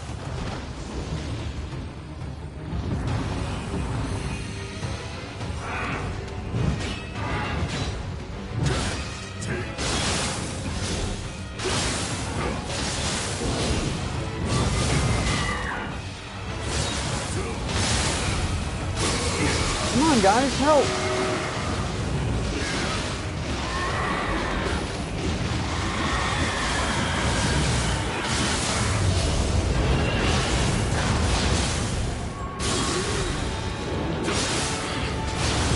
The only thing about this type of yokai counter is you can't do it unless the monster actually is going to hit you, because it is more like a parry than it is just a straight counter.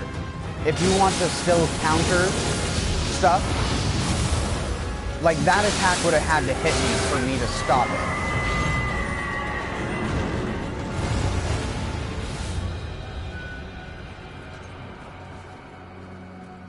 What the hell is that?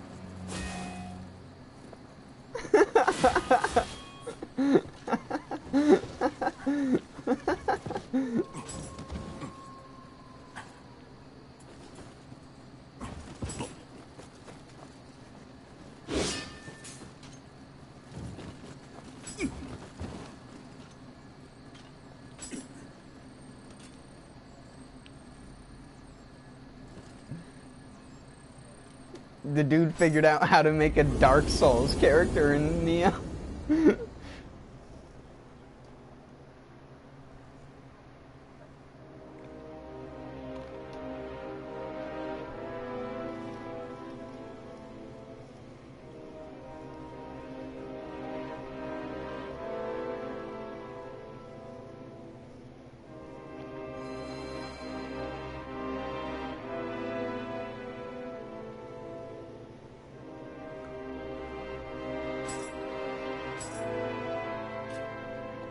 Did you understand my joke earlier when I sent you that message, Hyro? Have you seen that? The somebody touch a muscle yet?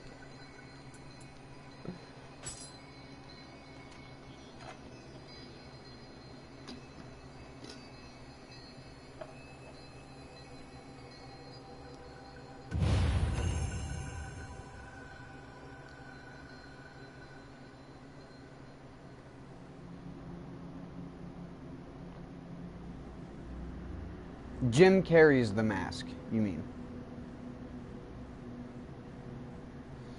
Smoking.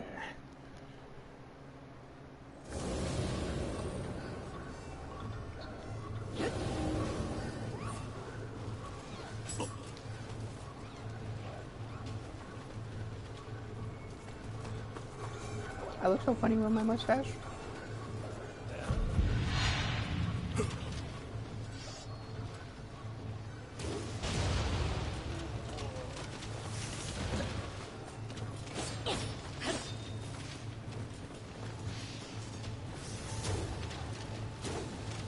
Fuck it. Free aim. Don't even aim at them. Aim to the right. You'll hit every time.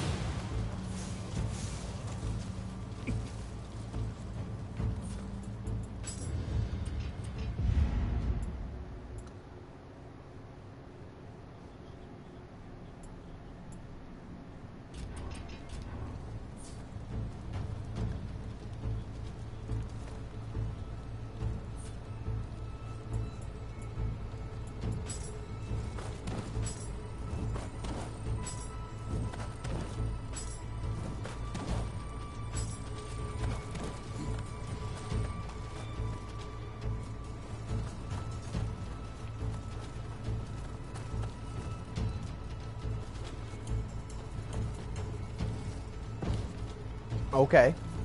Apparently, I don't grab items. Why do I always get the crack smokingest people? Like, what is it with me? Why do I attract crack smoking people?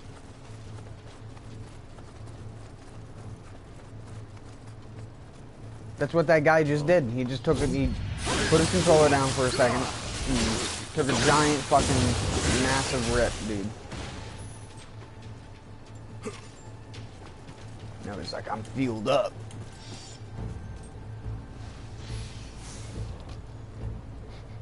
What the fuck?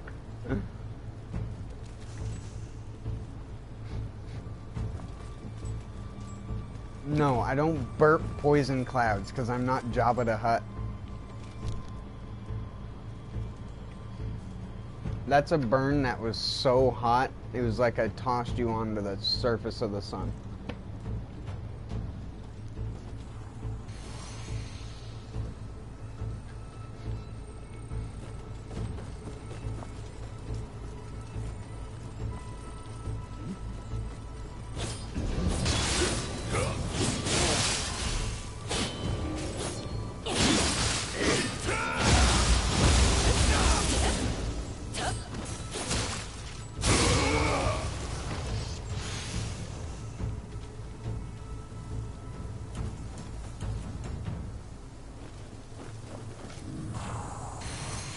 Got him.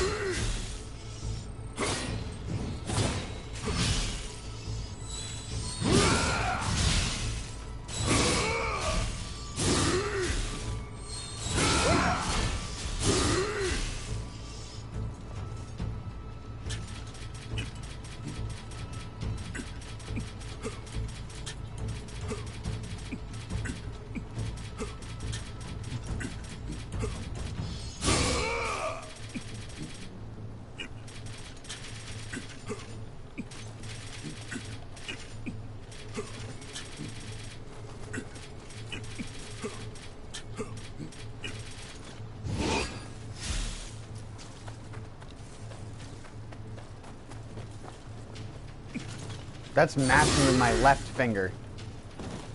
With my left arm is way slower than my right arm. If only I could...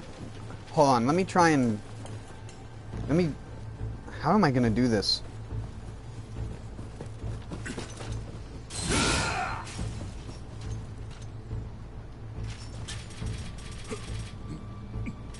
Yeah, the game can't even process the inputs that fast. It just doesn't even make the sound for swapping it. It only makes the sound for like every other input. Well, see, I told you, people just die to this guy.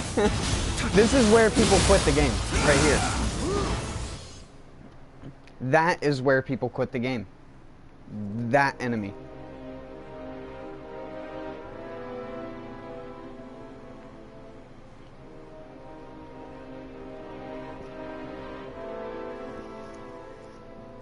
They need to slow those things down like half speed, and then they'll be actually fun to fight.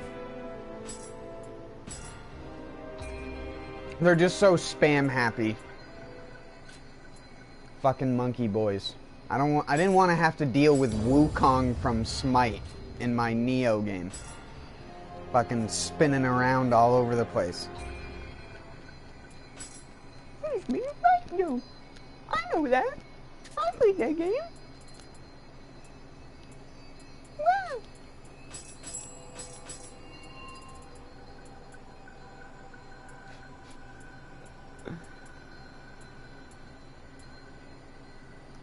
Ooh.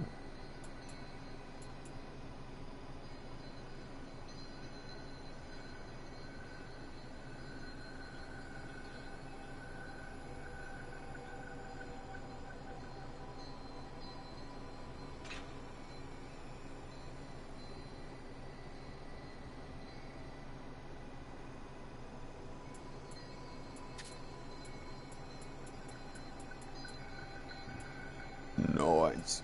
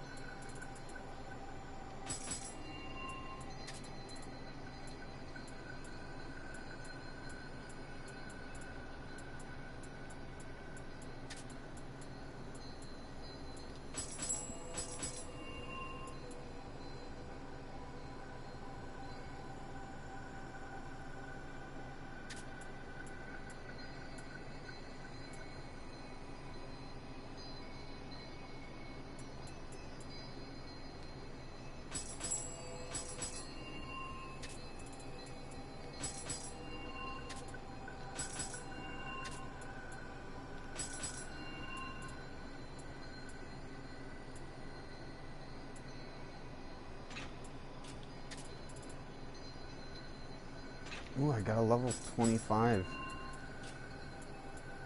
Switchblade finally.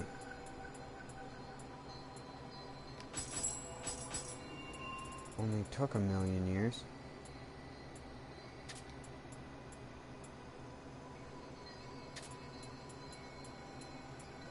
I haven't found any agility damage bonus on ranged weapons.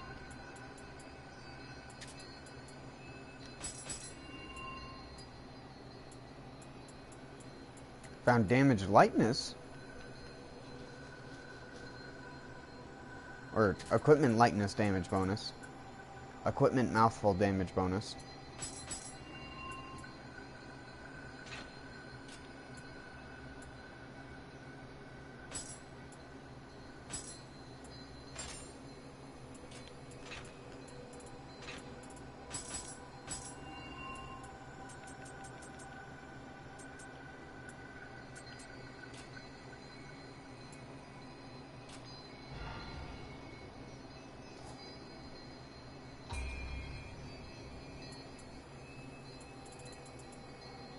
I need to put like one more point.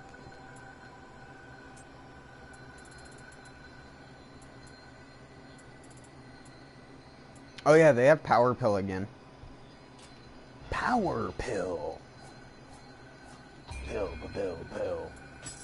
Power.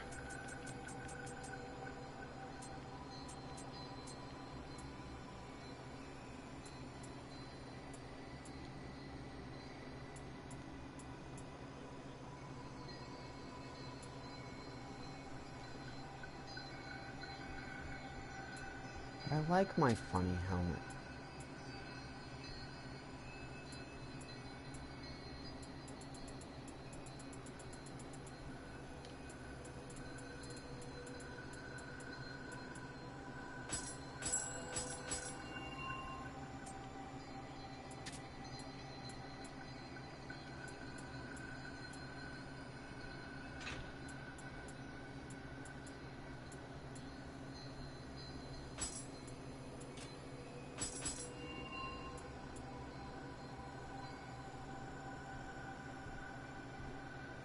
Ah, but that 2.1 key recovery speed, though. Though. Dude, though. My key recovery speed, though. Dude, though.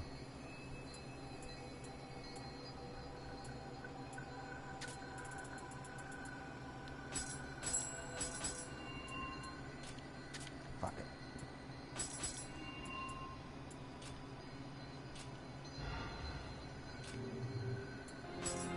Welcome. Have you done any of this yet, Hyro?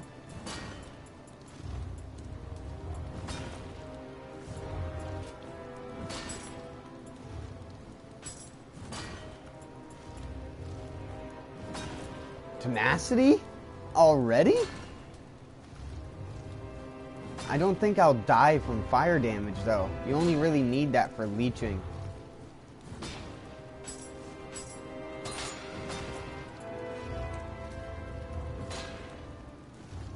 Easy target. Ooh, life recovery and rita absorption. Ooh, that's a rare one. At least in Nioh 1. Nice. Look at that. That'll be beefy. For a medium armor.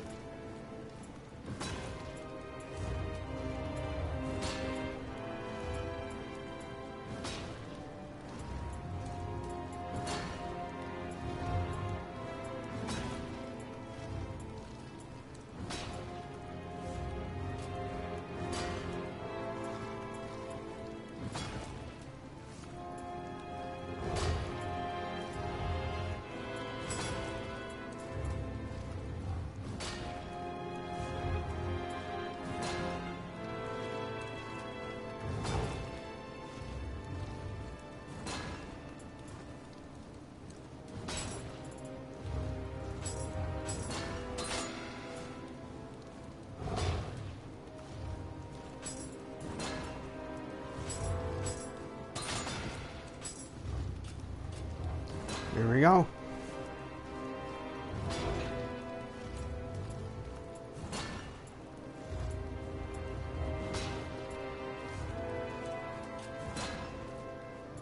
Come by again.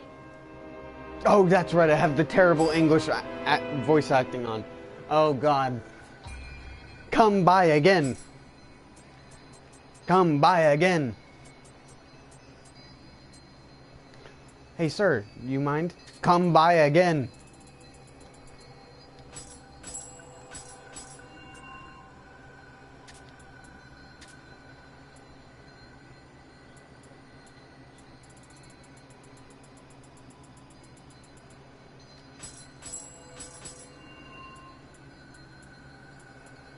Come by again.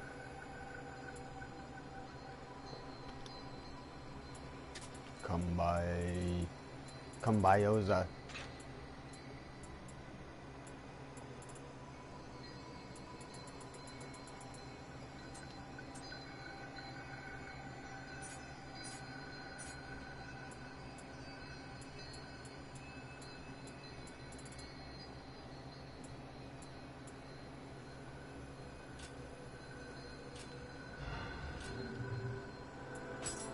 Welcome. Welcome.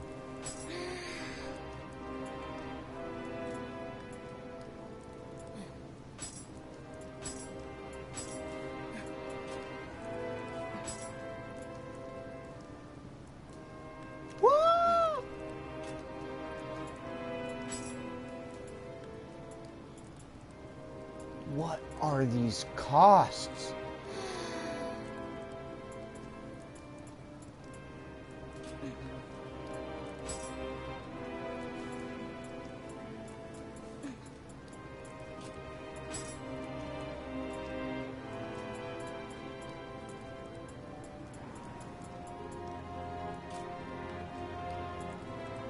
Ruh-roh, Raggy.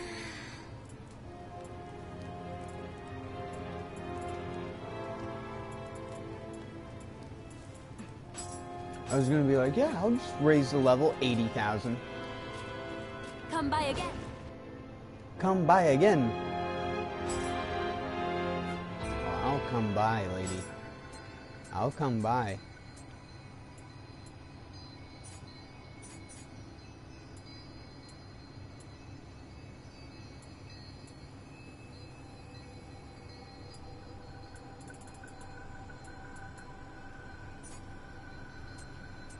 Whoops.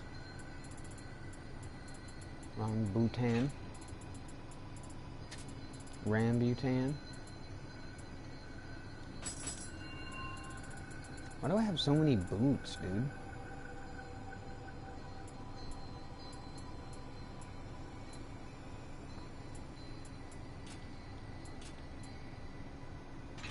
Oh yeah, that's medium and light armor. I was saving that.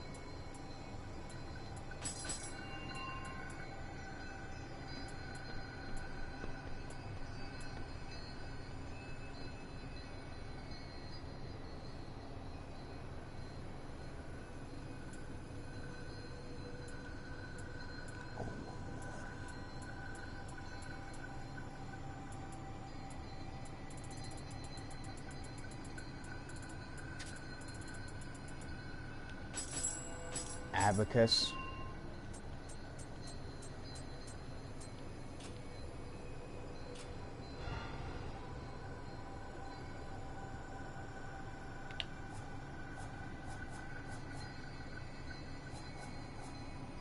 I wonder what this tab's gonna be.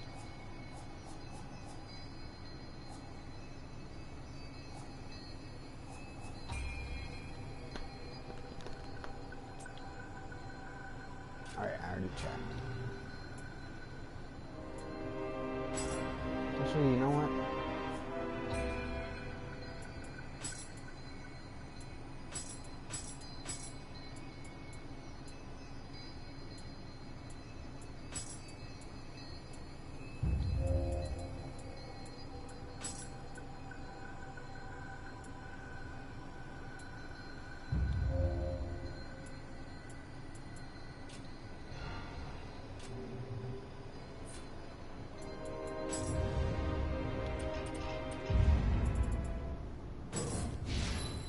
There we go. That's what I should have done.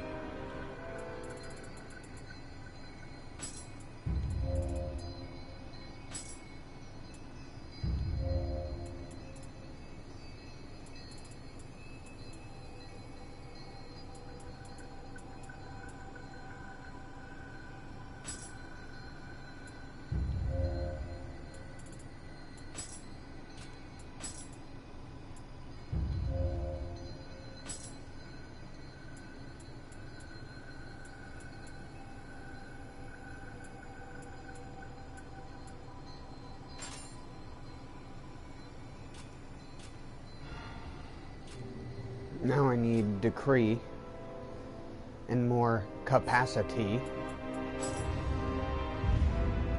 Where's capacity on this, Mother Hubbard?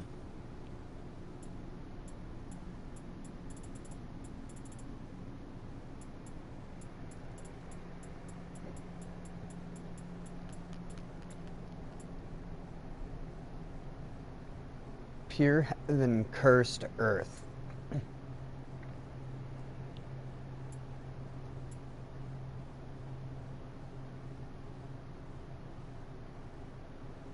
Kaboom.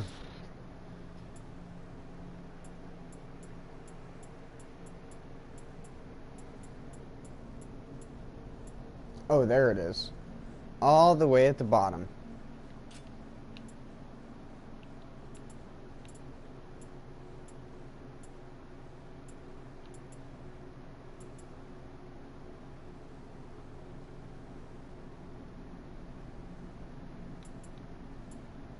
When making strong attacks.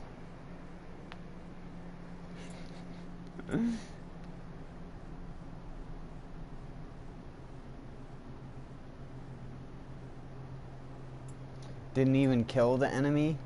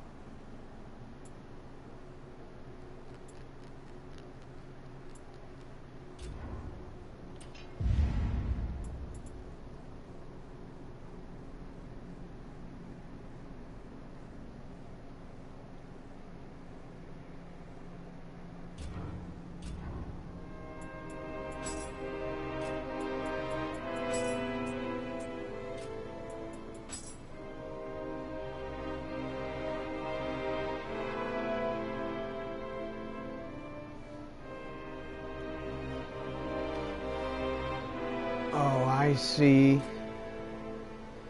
So I need phantom type attacks to benefit from that. What are some phantom soul cores?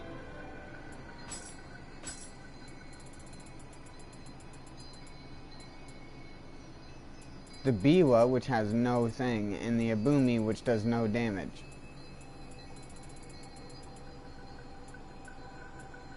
What the fuck? Hopefully wasn't the snake a purple one as well? From the beta and the alpha?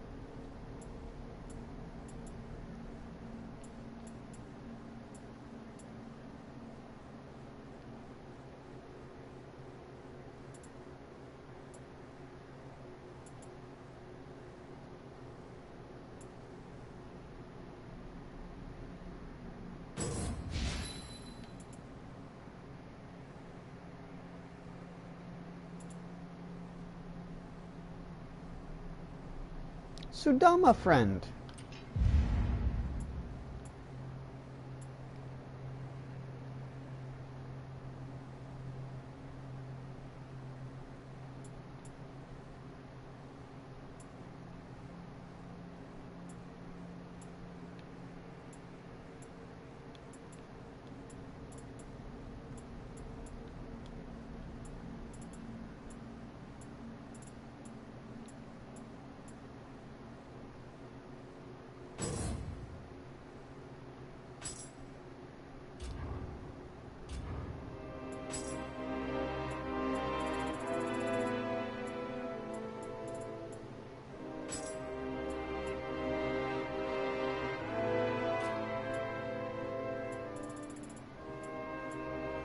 Also, that 20% skill that does the 20% extra damage, it does damage to you when you do it.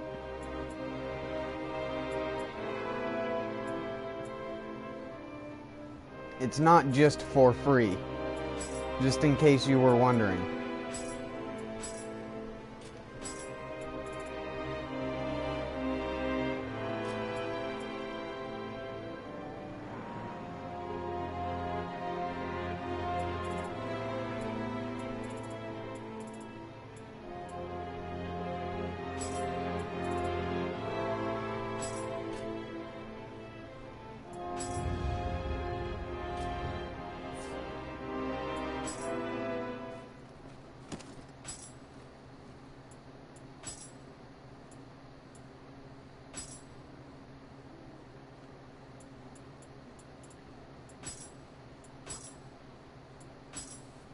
Scampus! You can have a mini Narakabe.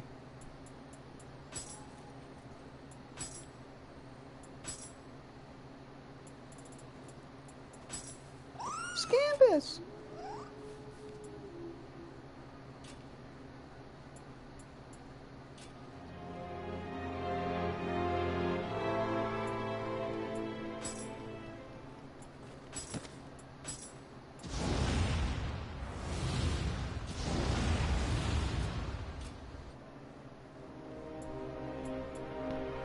Oh, Scampy boy.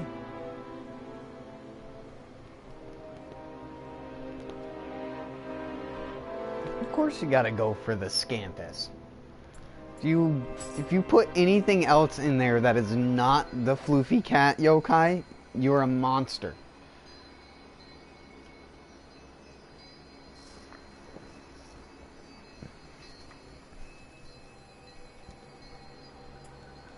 You're a monster, Frisbee! Custom match. Create room. Now prepare to hate yourself as you have to deal with 2 invalids for 15 seconds before they die. Don't be dumb. And then I say that, and you know what's going to happen? I'm going to walk up to the first enemy in this level, and I'm going to die to it. And I'll be like, what the fuck? Bullshit ass. Rigged ass game. Way of the Nioh difficulty. Supposed to be Way of the Samurai.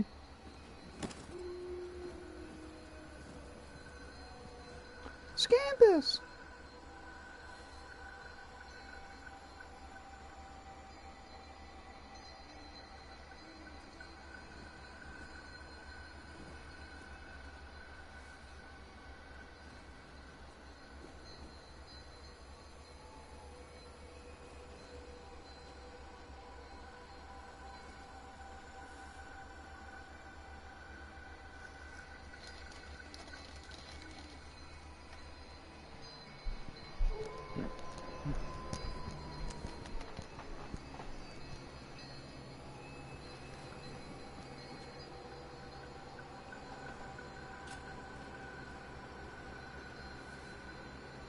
Oh my god, look at these fucking edgelords.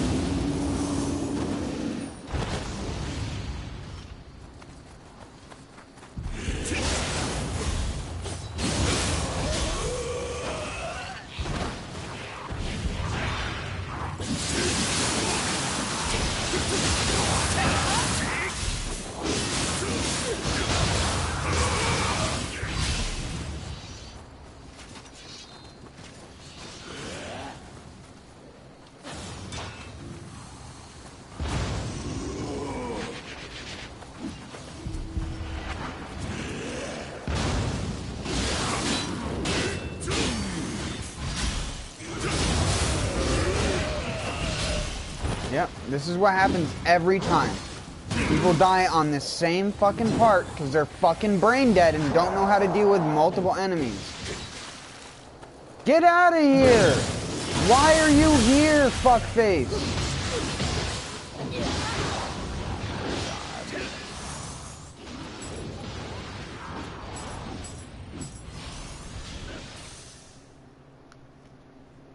No. No. No. He tried to commit suicide there. How do you play for less than a minute and start throwing like a fucking child? Like, good. Fucking cocksucker. Yeah, I don't care. I'll play the co-op mission myself if I have to.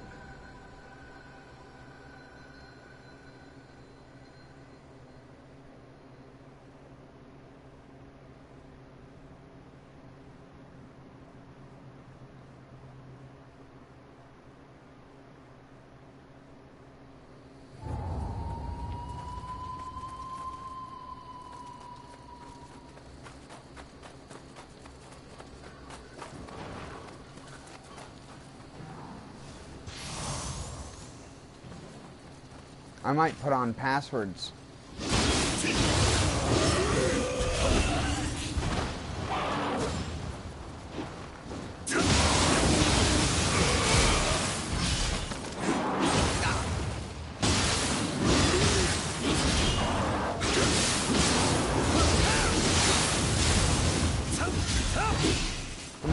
can't handle that enemy, you really should not be playing in Yokai Realm with a companion.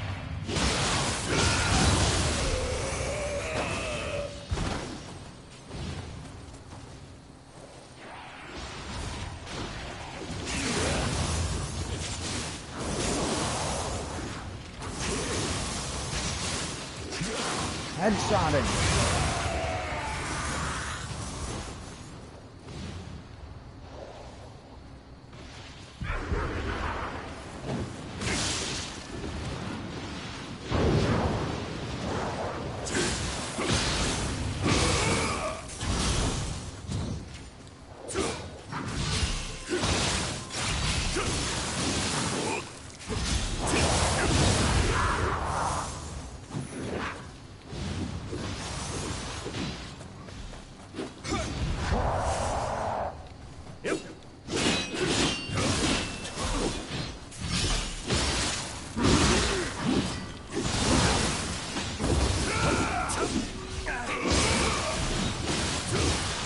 Wow.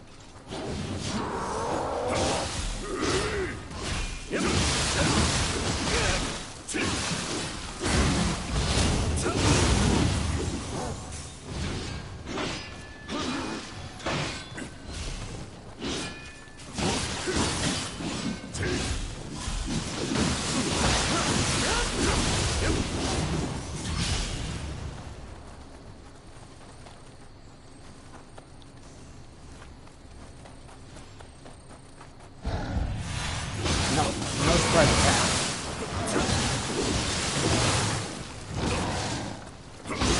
Whoa, wow.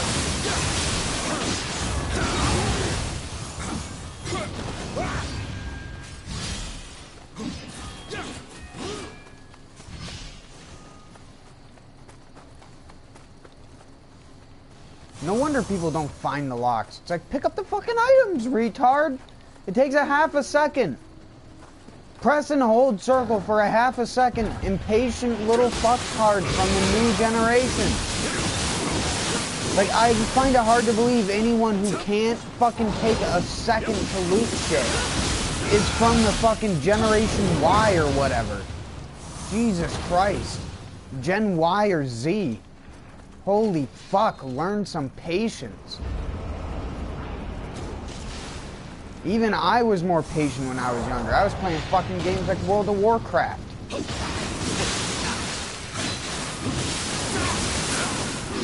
Don't die again, moron.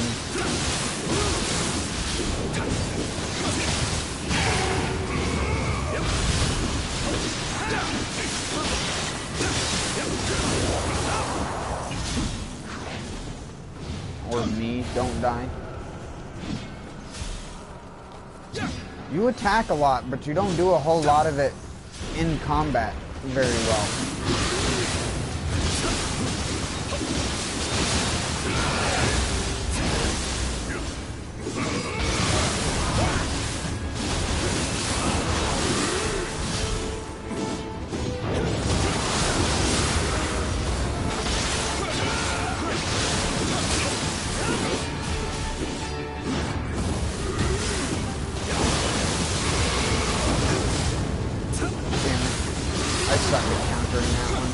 Got such a delayed hitbox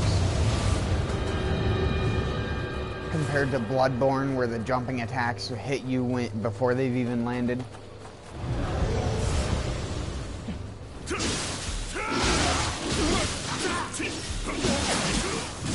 Yeah, well, you're an impatient fuck, but at least you're better than your average player.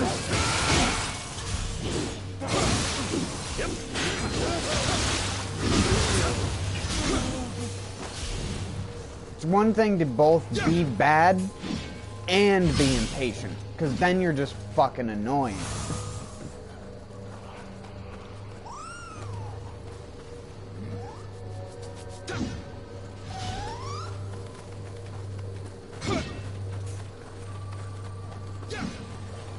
That guy's like you, except a less complicated version of you. Instead of walking around pressing the draw sprite button, he's just walking around pressing square. Randomly.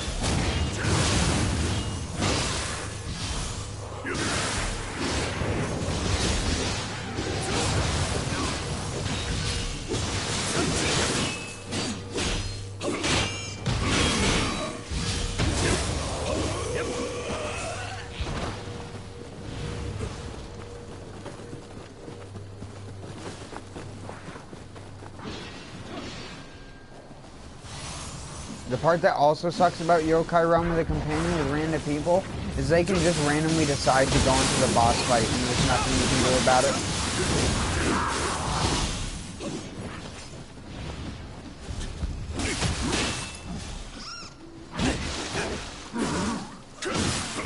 Oh God, what a pathetic idiot. Press your block button! Stop playing it like it's Dark Souls, retard. Stop trying to fucking dodge everything.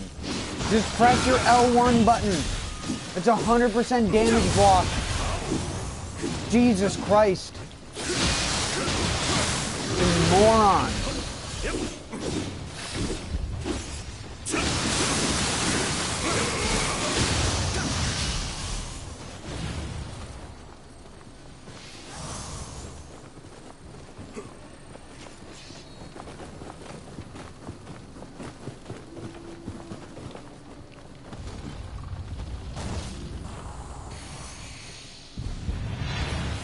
That guy's gonna die again.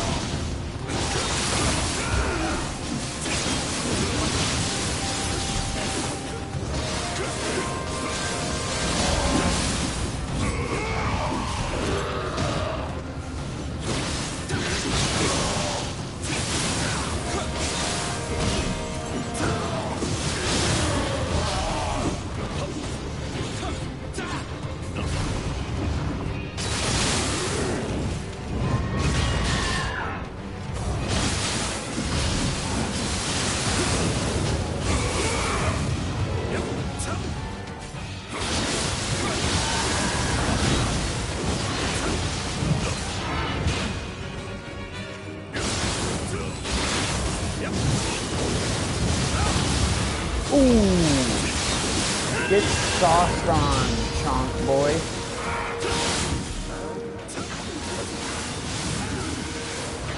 What the flying fuck just happened? I was a flying fuck.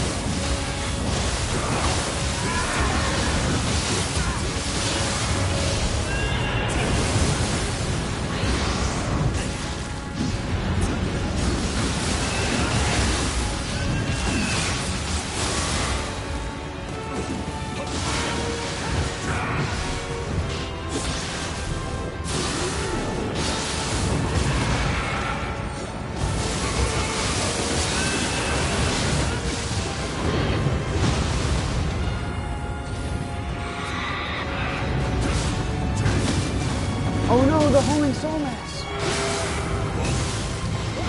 Holy crap, he actually hit me pretty hard there.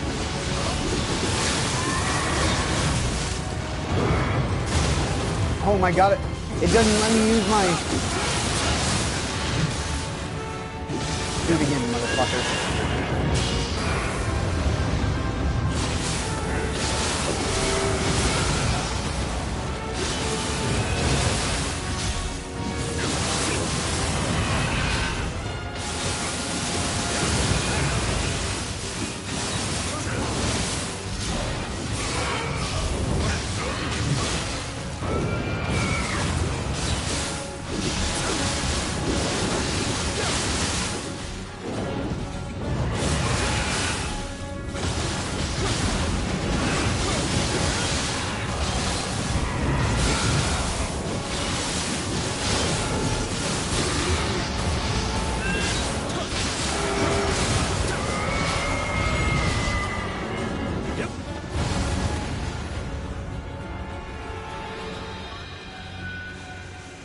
I was going to try and get in front of him and stop him from doing a charge.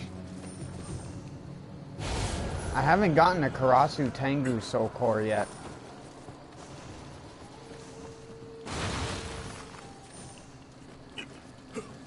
Not that it's good.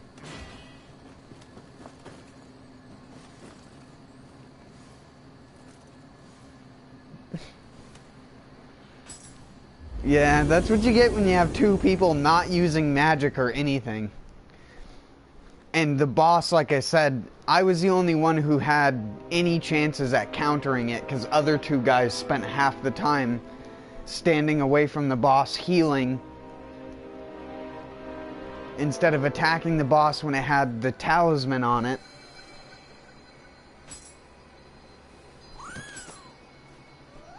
Scampus! Scampy boy!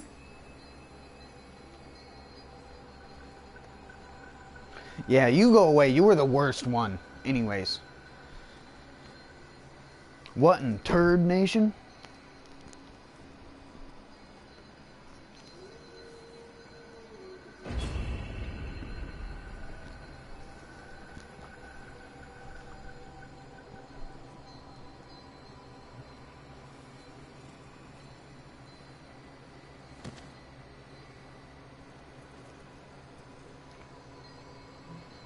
Hey, it's William.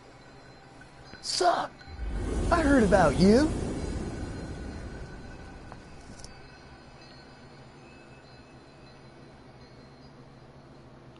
Yo, William. It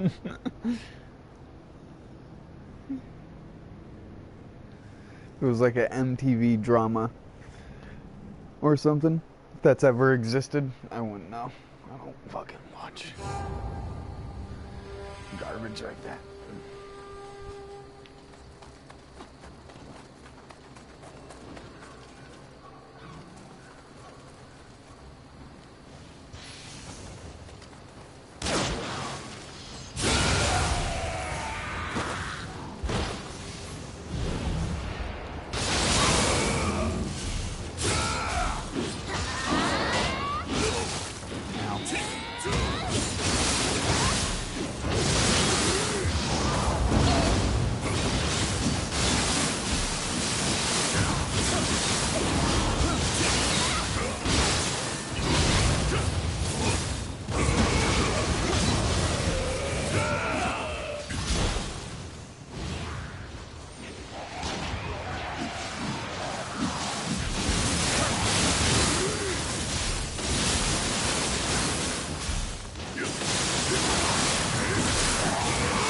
Oh my god, life recovery from Amrita absorption is overpowered as fuck, dude.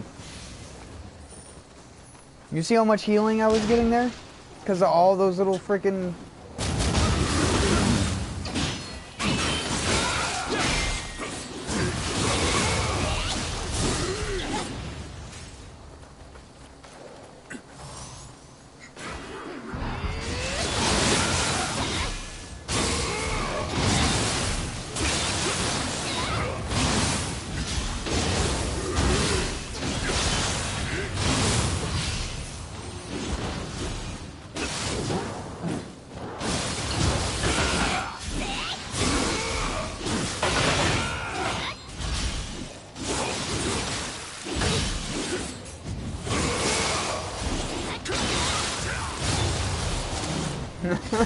Dual sword supremacy. Other weapons just can't keep up. Last longer with this one cool trick. Wait, what?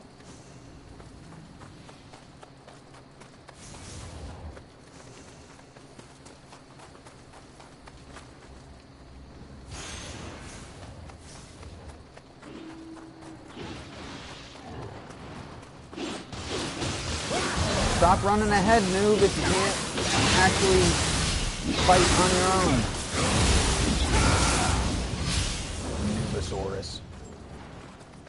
New Bidley. Bindlium. Bongerbits. Boodazzle.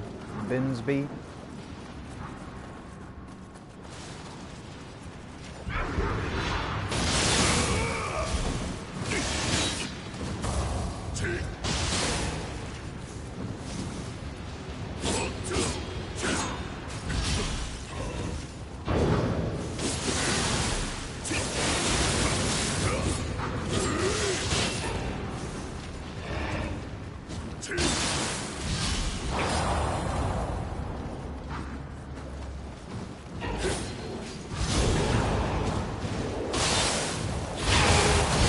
No, he got me.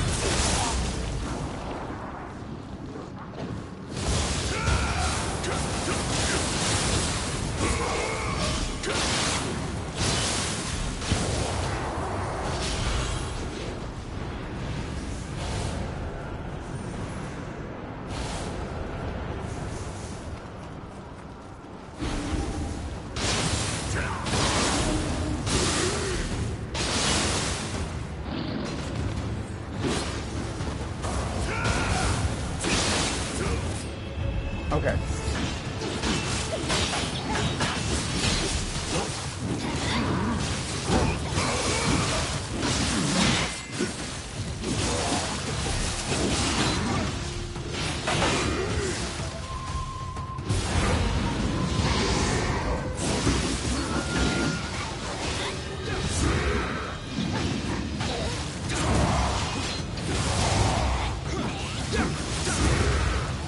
Oh my god, it's so hard to hit them when they're being blasted around by people.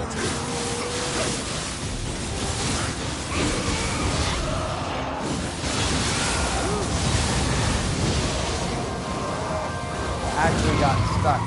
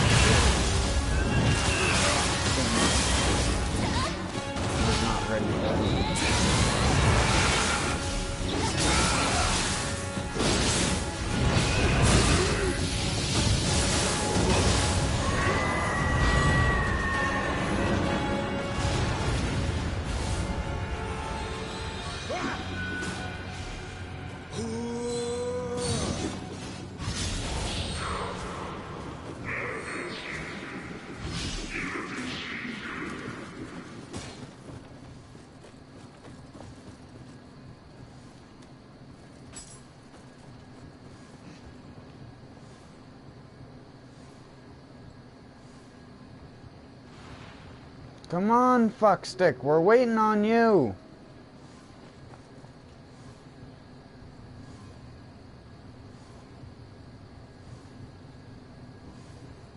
Oh my god.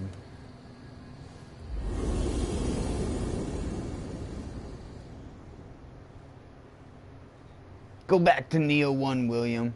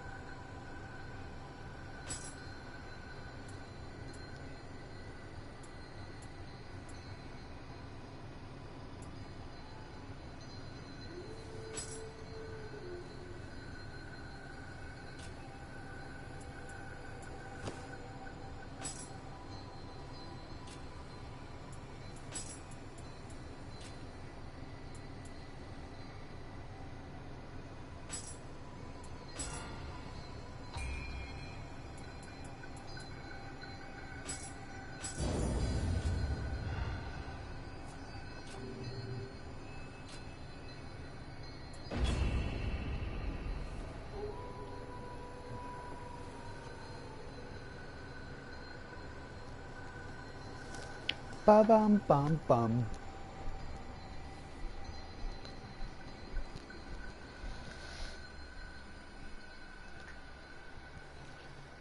I think I want to make myself some flop corn. Flop.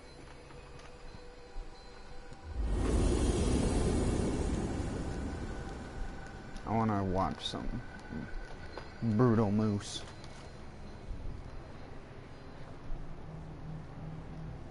Plop.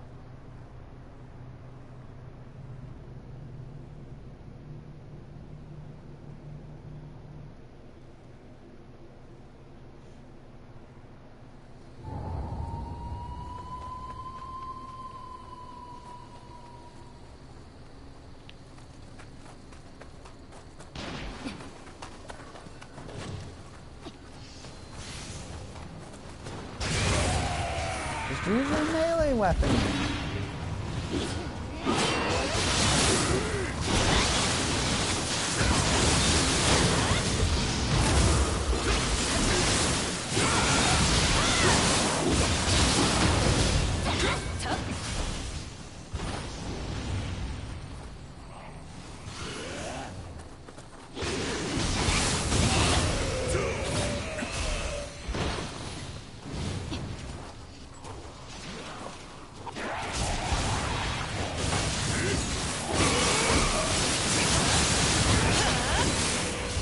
Fuck the god of wind. What? What realm am I in? Am I okay?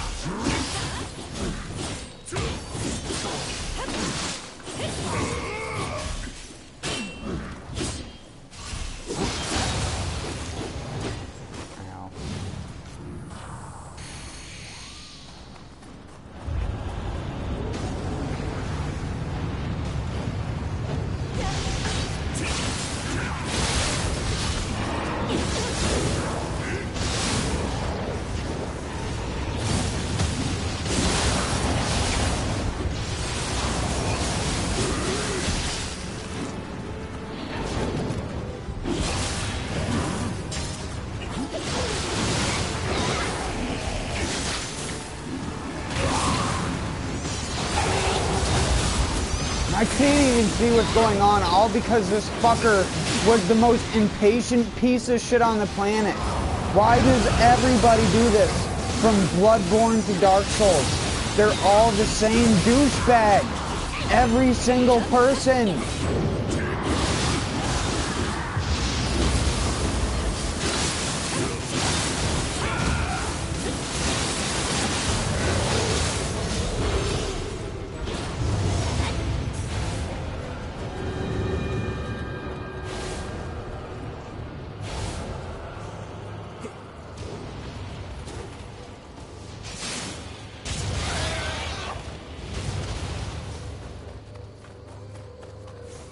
If this guy sticks around, I'm booting him.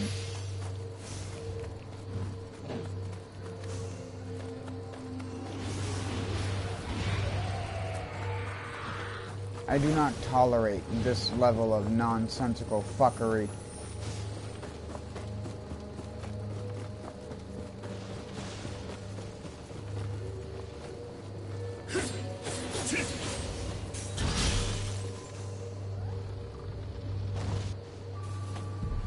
I will remember your name.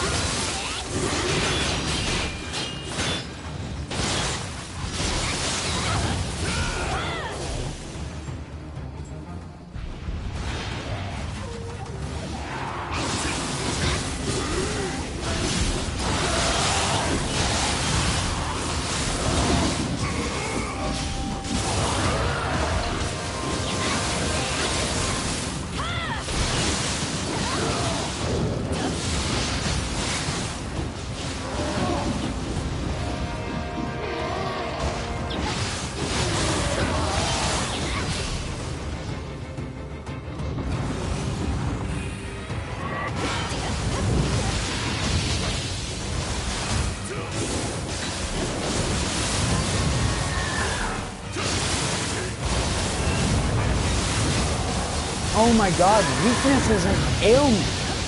You have to apply multiple of it before it even does anything. How have I only noticed that just recently?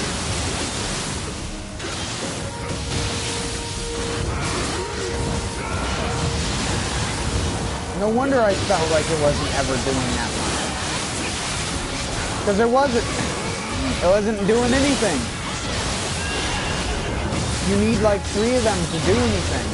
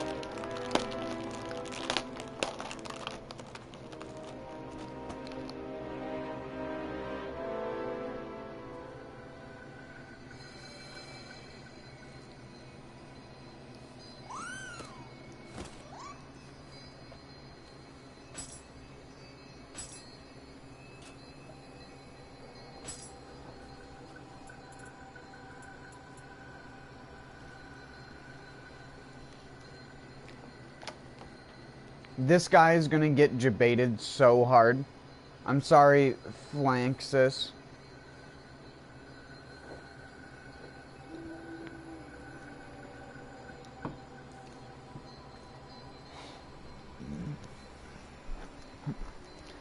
You watch this, Hyro.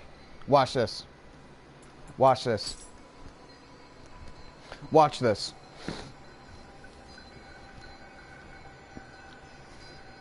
Are you watching? Are you looking? Look at that timer.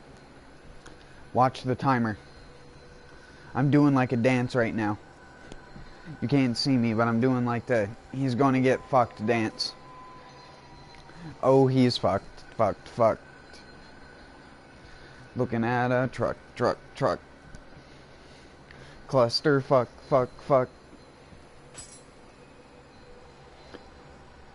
And bye-bye. Super debate. That's what you get for running ahead.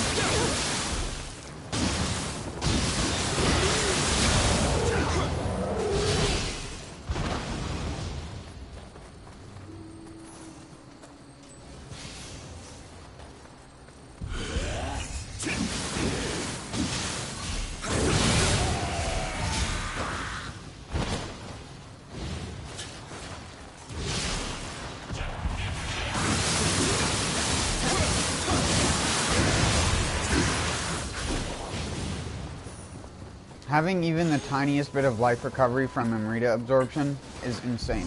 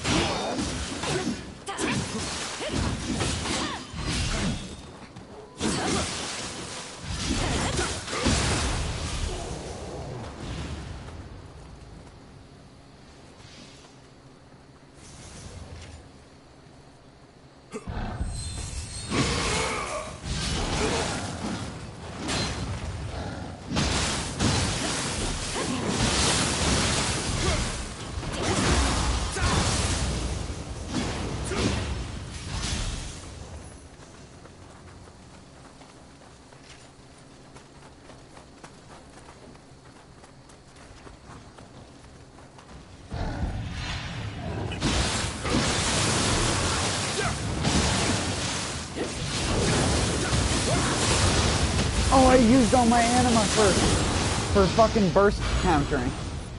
On the flip, I was just sitting there waiting. I'm like, he's gonna get countered so easily. Watch him wind up. And then I was just like, nope. Nope. Nioh soul.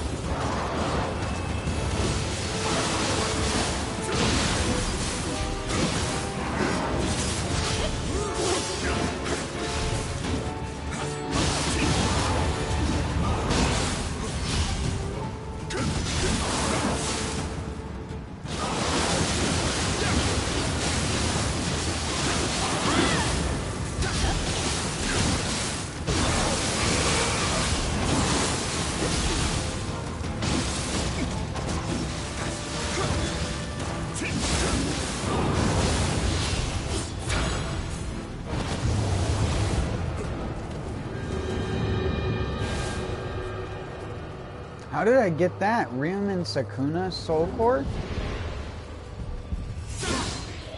That's the boss from the first level.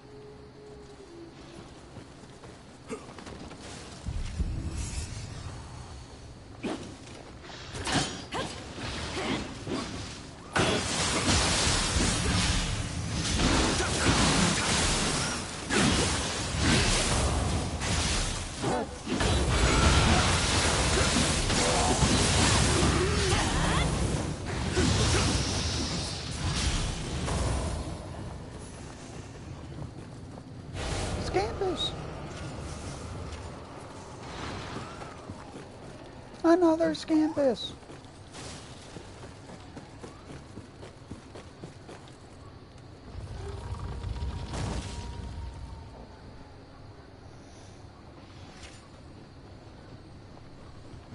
Come on, everybody.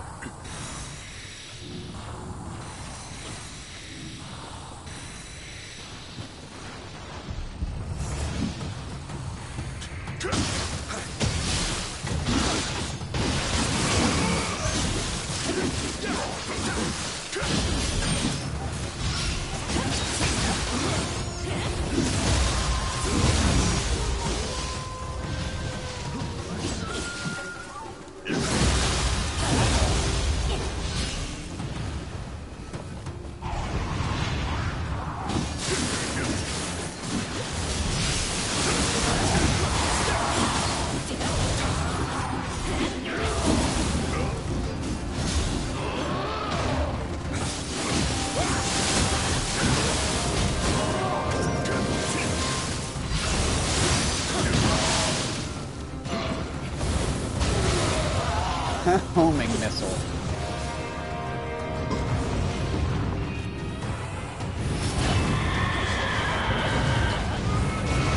Yeah, it doesn't build up all the way. You need to build it up on him.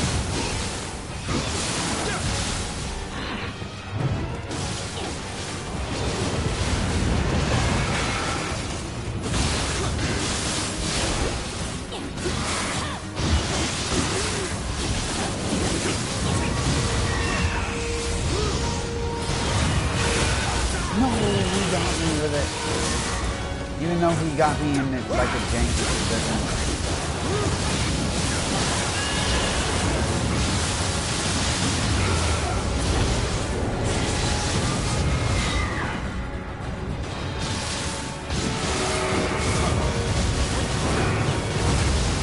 No, I fucked that up so hard. Tell me something I don't know.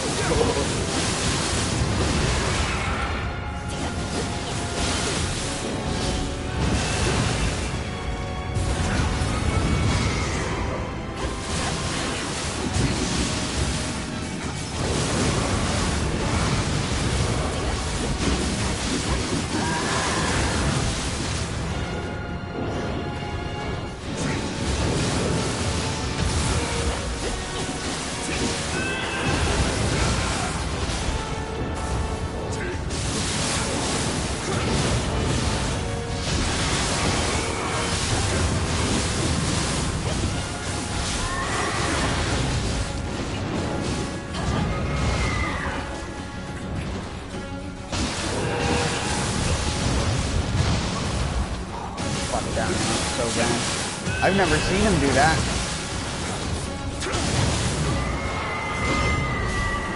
I've never seen that one yet. The triple pound forward.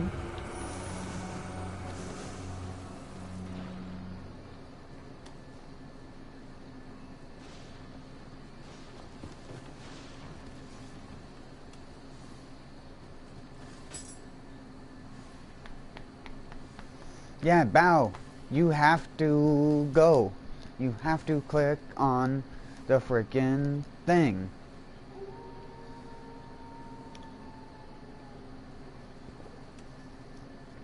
Yes, I appreciate you coming to join me to do the co-op level. However, now I am going to do it by myself. Have a good day. Hold on, I gotta set the slots to private. Gotta get private slots. You know what I mean?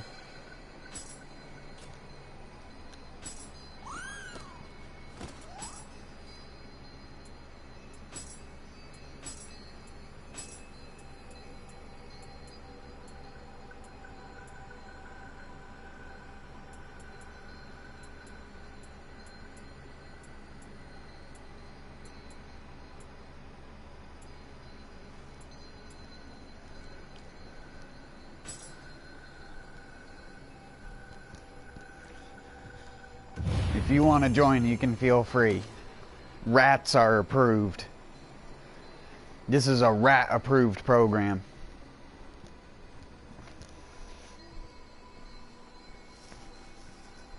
But I do want to do it. I want to try and do the multiplayer version by myself, because that's the cool thing about Nioh 2 that you can do.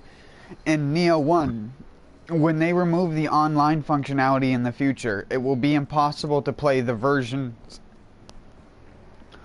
of the levels that only exist in Yokai Realm of the Companion mode. There's no way to play Floor 999 multi Yokai Realm of the Companion difficulty, which is different than the base 999. It adds the mysterious samurai alongside Yoshimura and Date Masamune.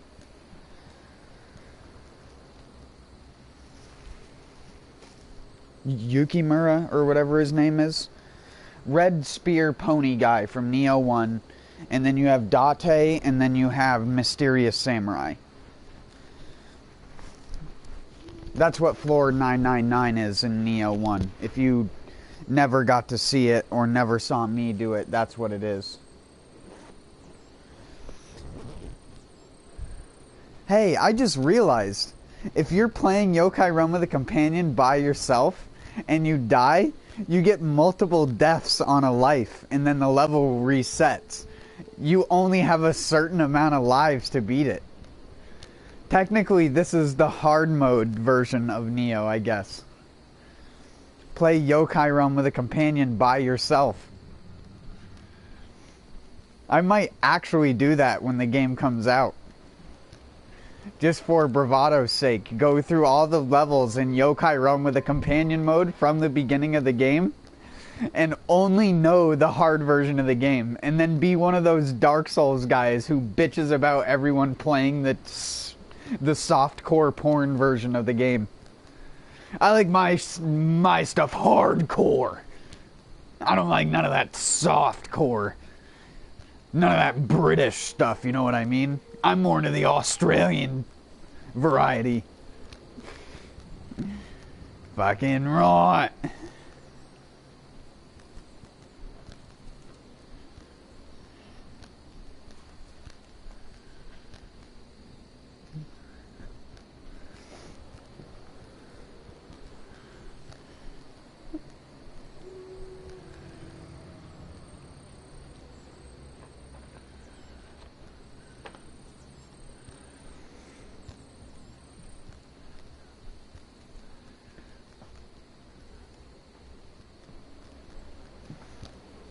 Any hoozle.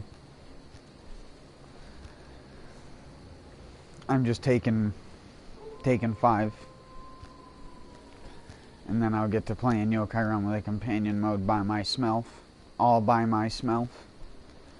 Smo smonas me. Small smy smell. Smo smonas me. If every word started with S and M. I don't know why I used to do that when I was younger. I mean, I still do it clearly. But I always used to imagine songs or things like that sung, but the first couple letters of every single word is just the same two letters. Vrum, vrati, vrund, rovri, the rovri, run of rovri. It becomes really hard to do it. It's hard to make every word start with a specific consonant. And then, of course, if you want to like make it worse, you add extra VRs in long words. Vrondvrvrufrin. Then you're talking like fucking Scooby-Doo. Somebody once told me the world already ruled me. I definitely am the darkest tool in the shed. My soul was looking kinda black with a nub and some horns on its forehead. And with the devil start coming and they don't stop coming. It's the satanic version of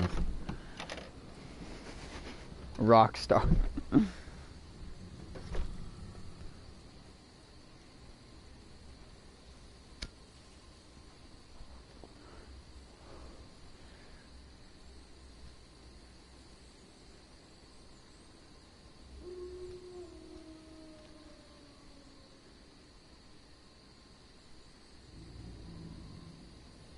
If I could be louder, I'd go into full-on death metal voice.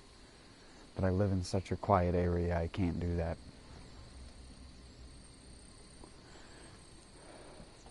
Everybody would be like, what the fuck?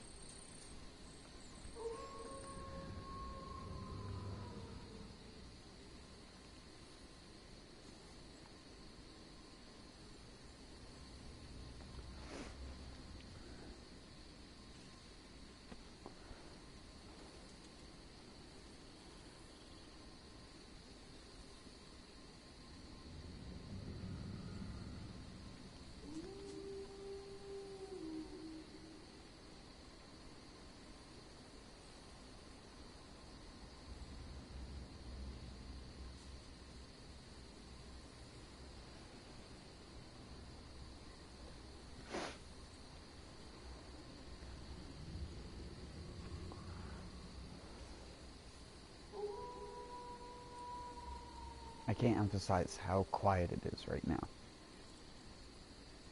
It's actually quieter to stand outside than it is to go inside.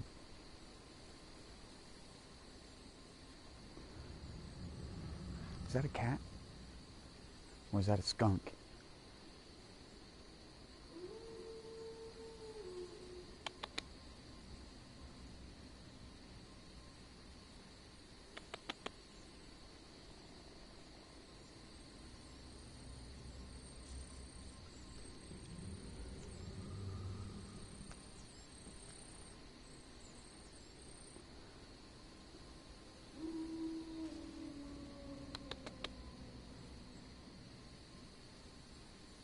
I know it can hear me.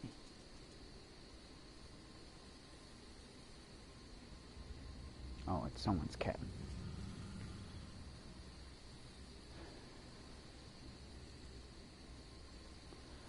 Not interested in me.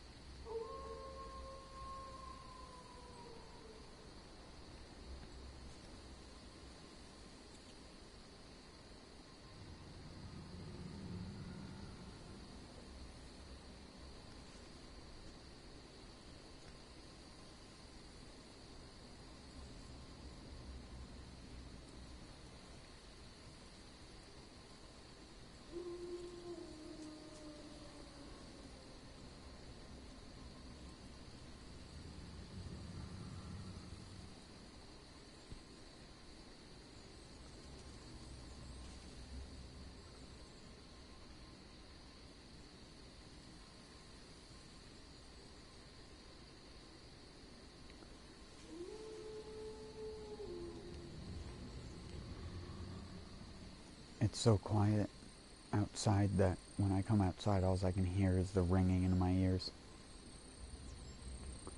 Not necessarily ringing, just like, I always have this like kind of white noise sound that is in my ears when it's dead silent, like it is now. It's so fucking quiet. Someone's heater just kicked on.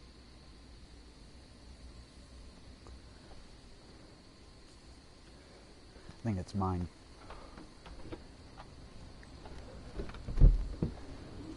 Yeah, it's mine.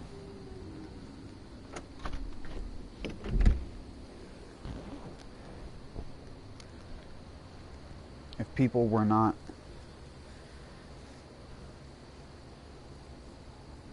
used to it being quiet outside, it's definitely jarring to come up here and you hear absolutely no noise.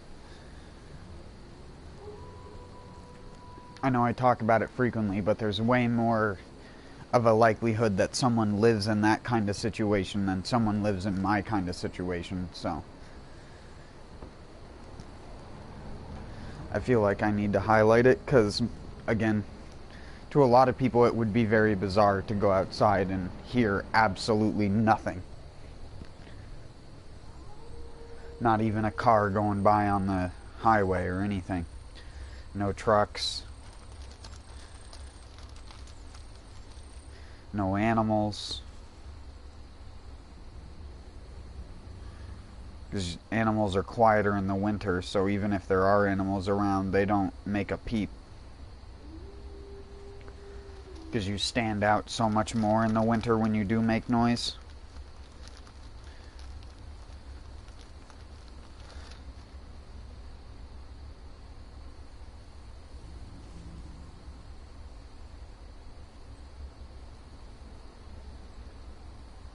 The most you'll get is the occasional owl hoot. Of like a great horned owl or something like that.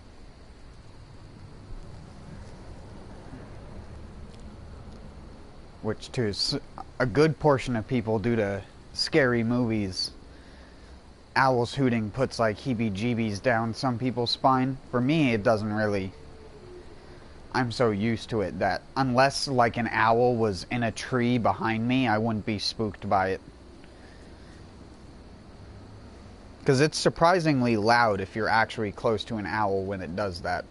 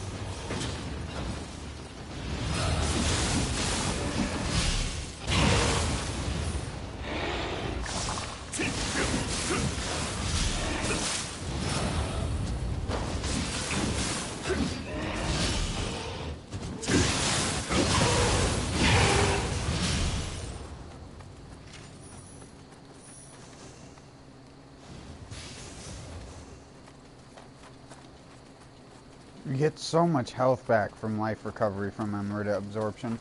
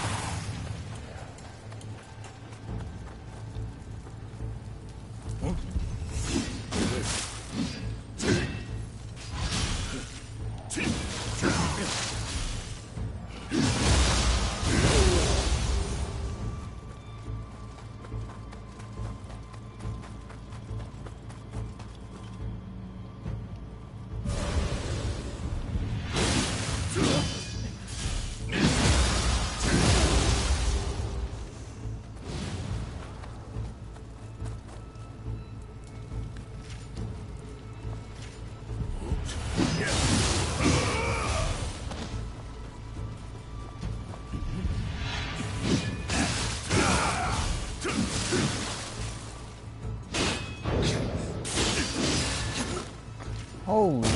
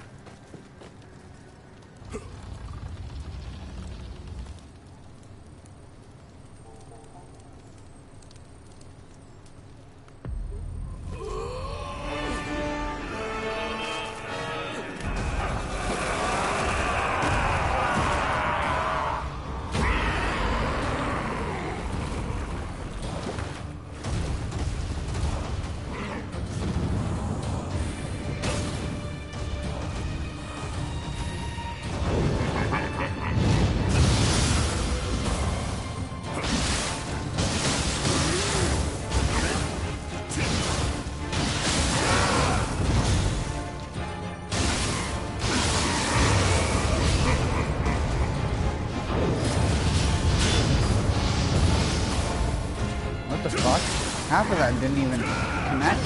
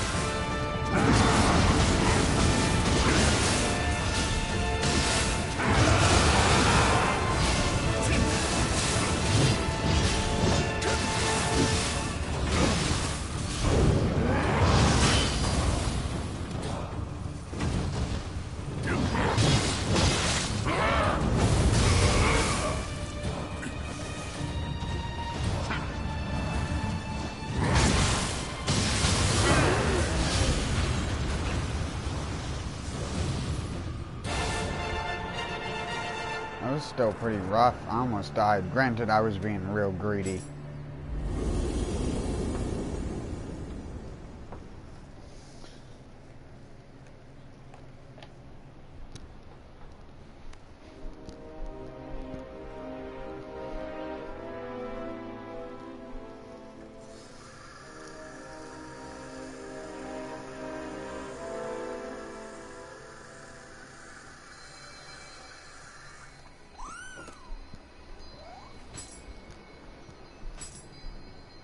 This.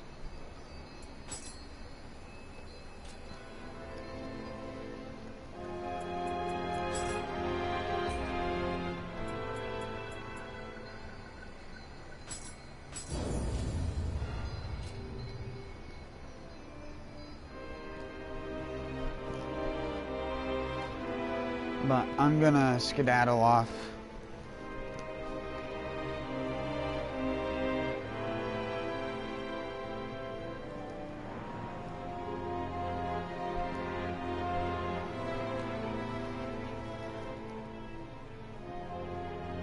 Actually,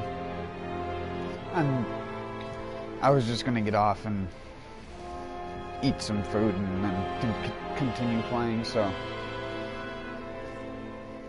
I'm not even gonna turn the stream off. I'll just sit back for a bit.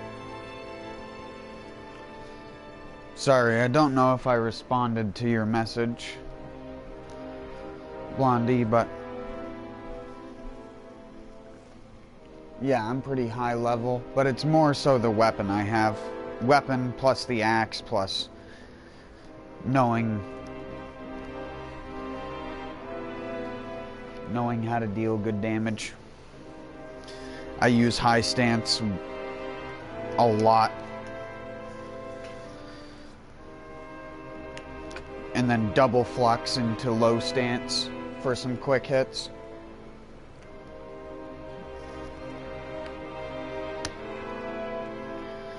I'm all over the place when it comes to using the axe. The axe is a weapon that, even though it doesn't have that many good skills, its base moveset is actually really solid all around.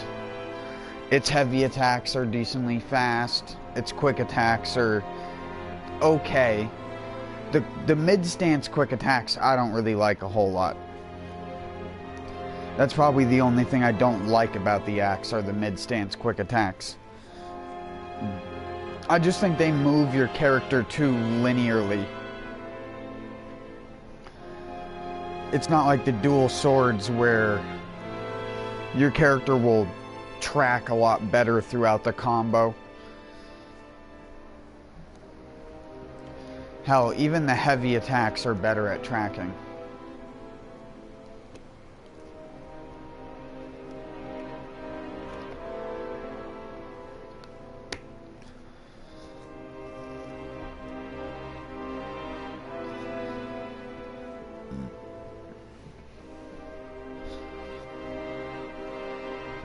But yeah, it's also because I have all my points in stamina. Both the Odachi and the axe do a lot of damage for me because I have all my points in stamina. The glaive would also do pretty good because I have a good portion of my points in magic.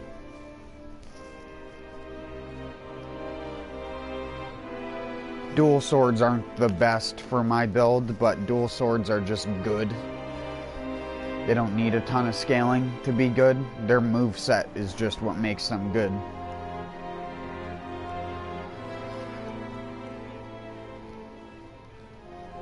Although single sword is good now. I mean, it was already one of the best types, but it's a lot better now just because of that change to sword key. Spamming flowing shadow isn't actually the best thing to do anymore.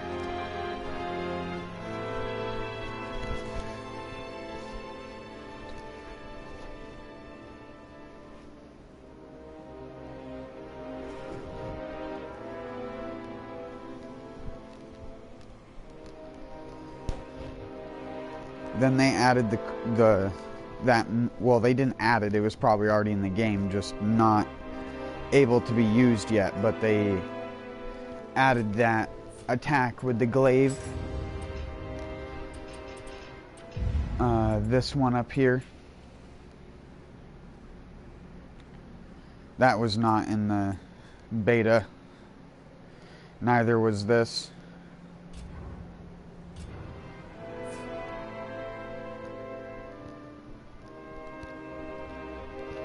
The thing that sucks about Nioh 2 that I kind of don't like about its weapon systems, that I hope when the final game comes out, they figure out how to make it feel a little bit more natural.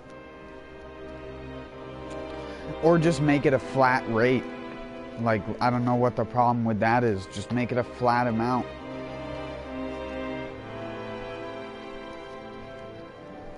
Just make it increase. Hit 50 times, hit 65 times, hit 80 times. Or something like that. Because if you don't know how it works currently, if you wait to level up, it's better to save your stuff to level up and use all the weapons early on in the game, because you learn skill points faster when you're lower level.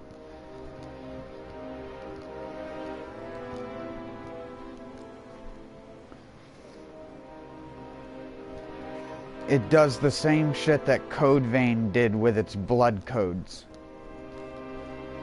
Where it's like, as you get higher level, it becomes harder to learn and inherit the skills normally. Which makes no sense, because it should be the opposite way, but whatever.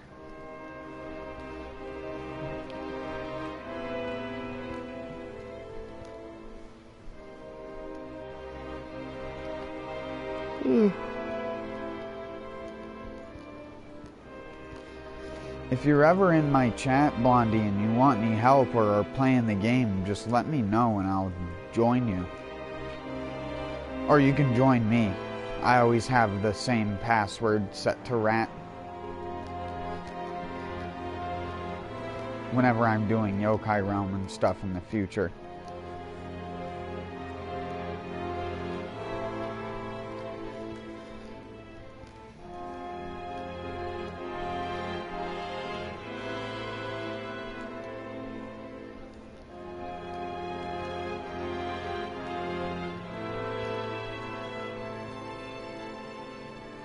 Because like I was saying, that'll probably be the new thing that I'll do, is just do levels in Yokai Realm. Instead of doing them in the normal game. But I'll let random people join in, as long as they're not people who run stupidly far ahead and then get themselves killed. Or people who just spend the entire time flubbing around.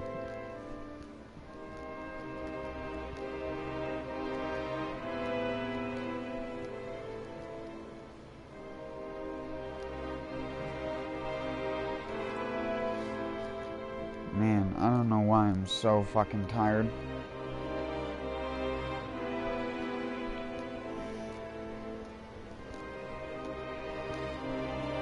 Oh wait, that's right, I know why. Because I got dog shit for sleep.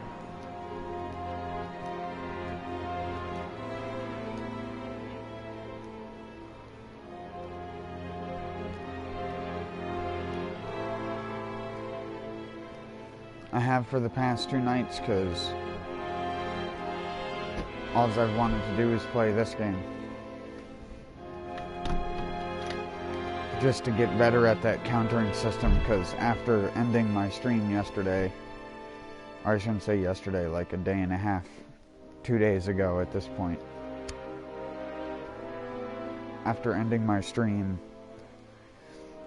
I was like disappointed in myself partially. And so I put myself in the Goku training arena and tried to learn how to do counters better. And that's why I picked this one and not the brute one. Because the brute one, no pun intended, makes it easier to brute force the reactions, and you're not learning the skill. And that's why I opted to use Purple Boy, because I wanted to actually learn the skills so I could properly parry them.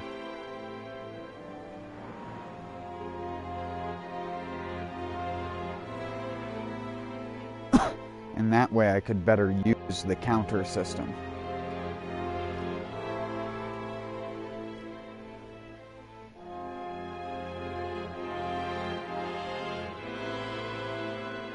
The only thing now I need to do is to remember when I transform into yokai shift to do hold triangle attacks when there's Amrita floating in the air.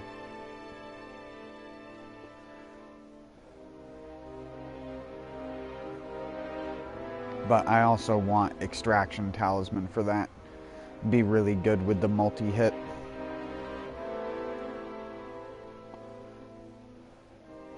But I'm going to worry about that more when the game comes out.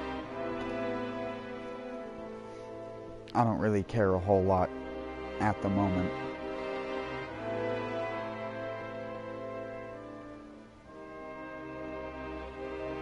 And plus, when the game comes out, it'll be available 12 hours ahead in another region of the world, so it's like I won't even be able to be one of the first people to beat any of the things in the game, because the game doesn't release at the same time.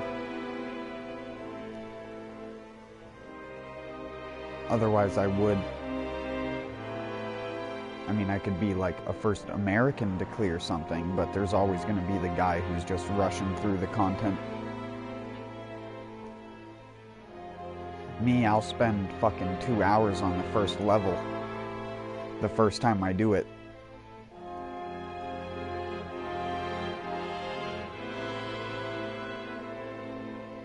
Like I did with the first level in this one.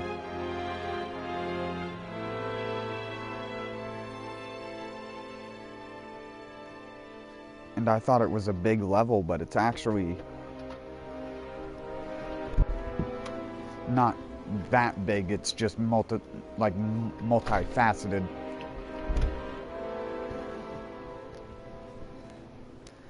I still think some of the Nioh 1 levels are bigger.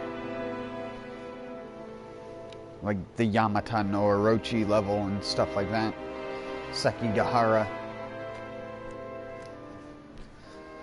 Although Sekigahara might not be as bigger in terms of the map size, it's bigger in terms of the layout in which you have to tackle going through the level, which makes it longer than it actually is if you just beeline straight for the boss. But in a way,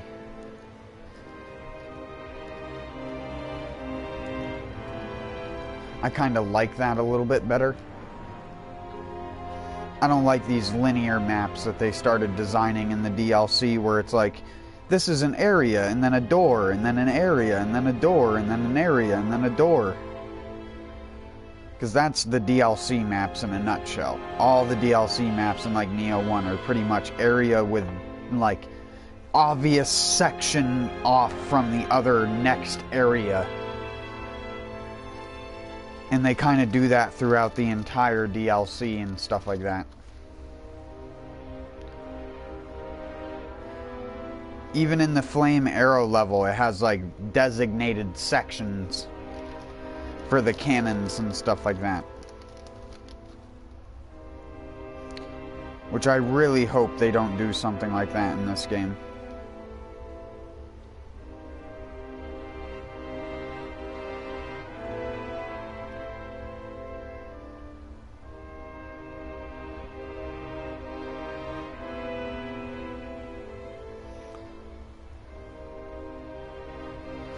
Not unless this game has Tatanashi in it.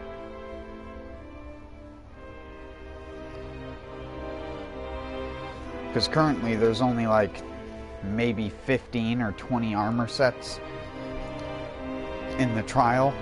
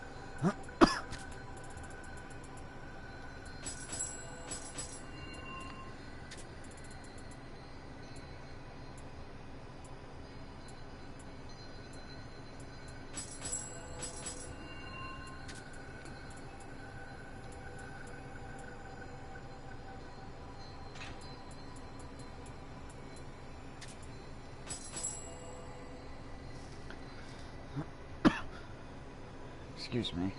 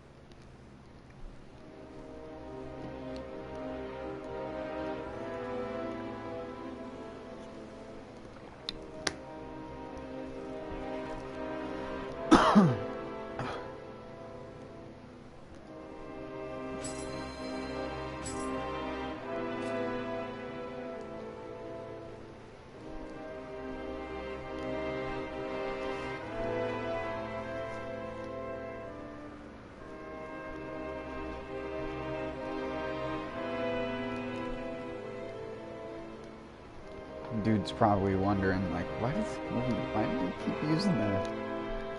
Why is he using the coward gesture? So I can't wait for the full game. Just the thought. The terror looms. Unsightly beast.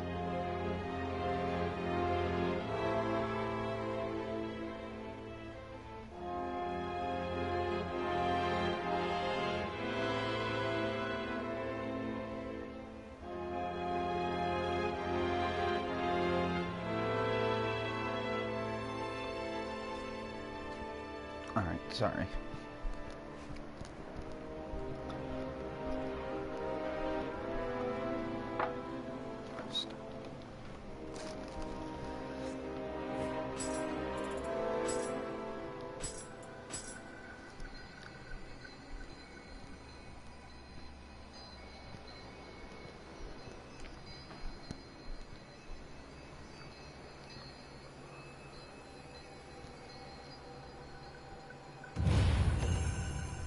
Nice, mate. Nice.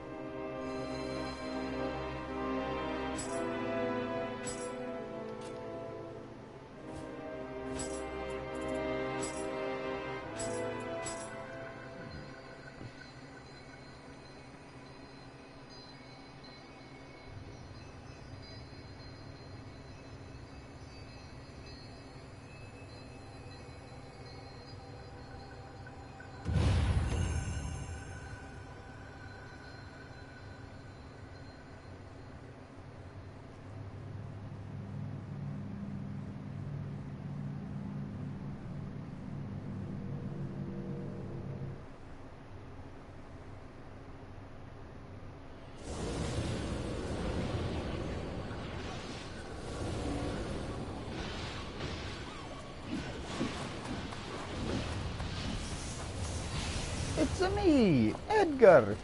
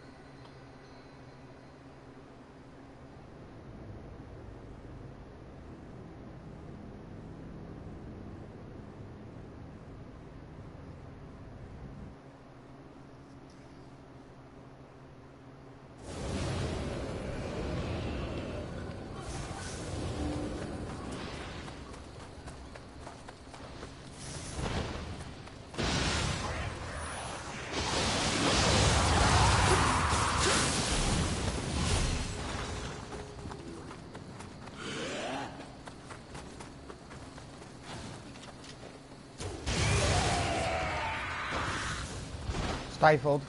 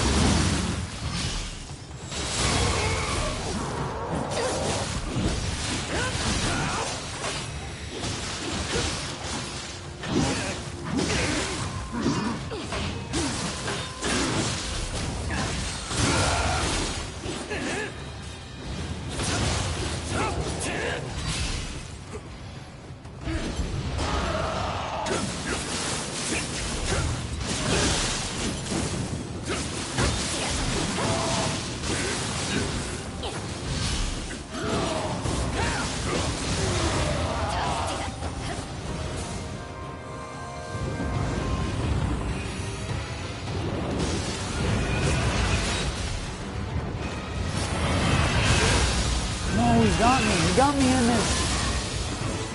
He's magnetized.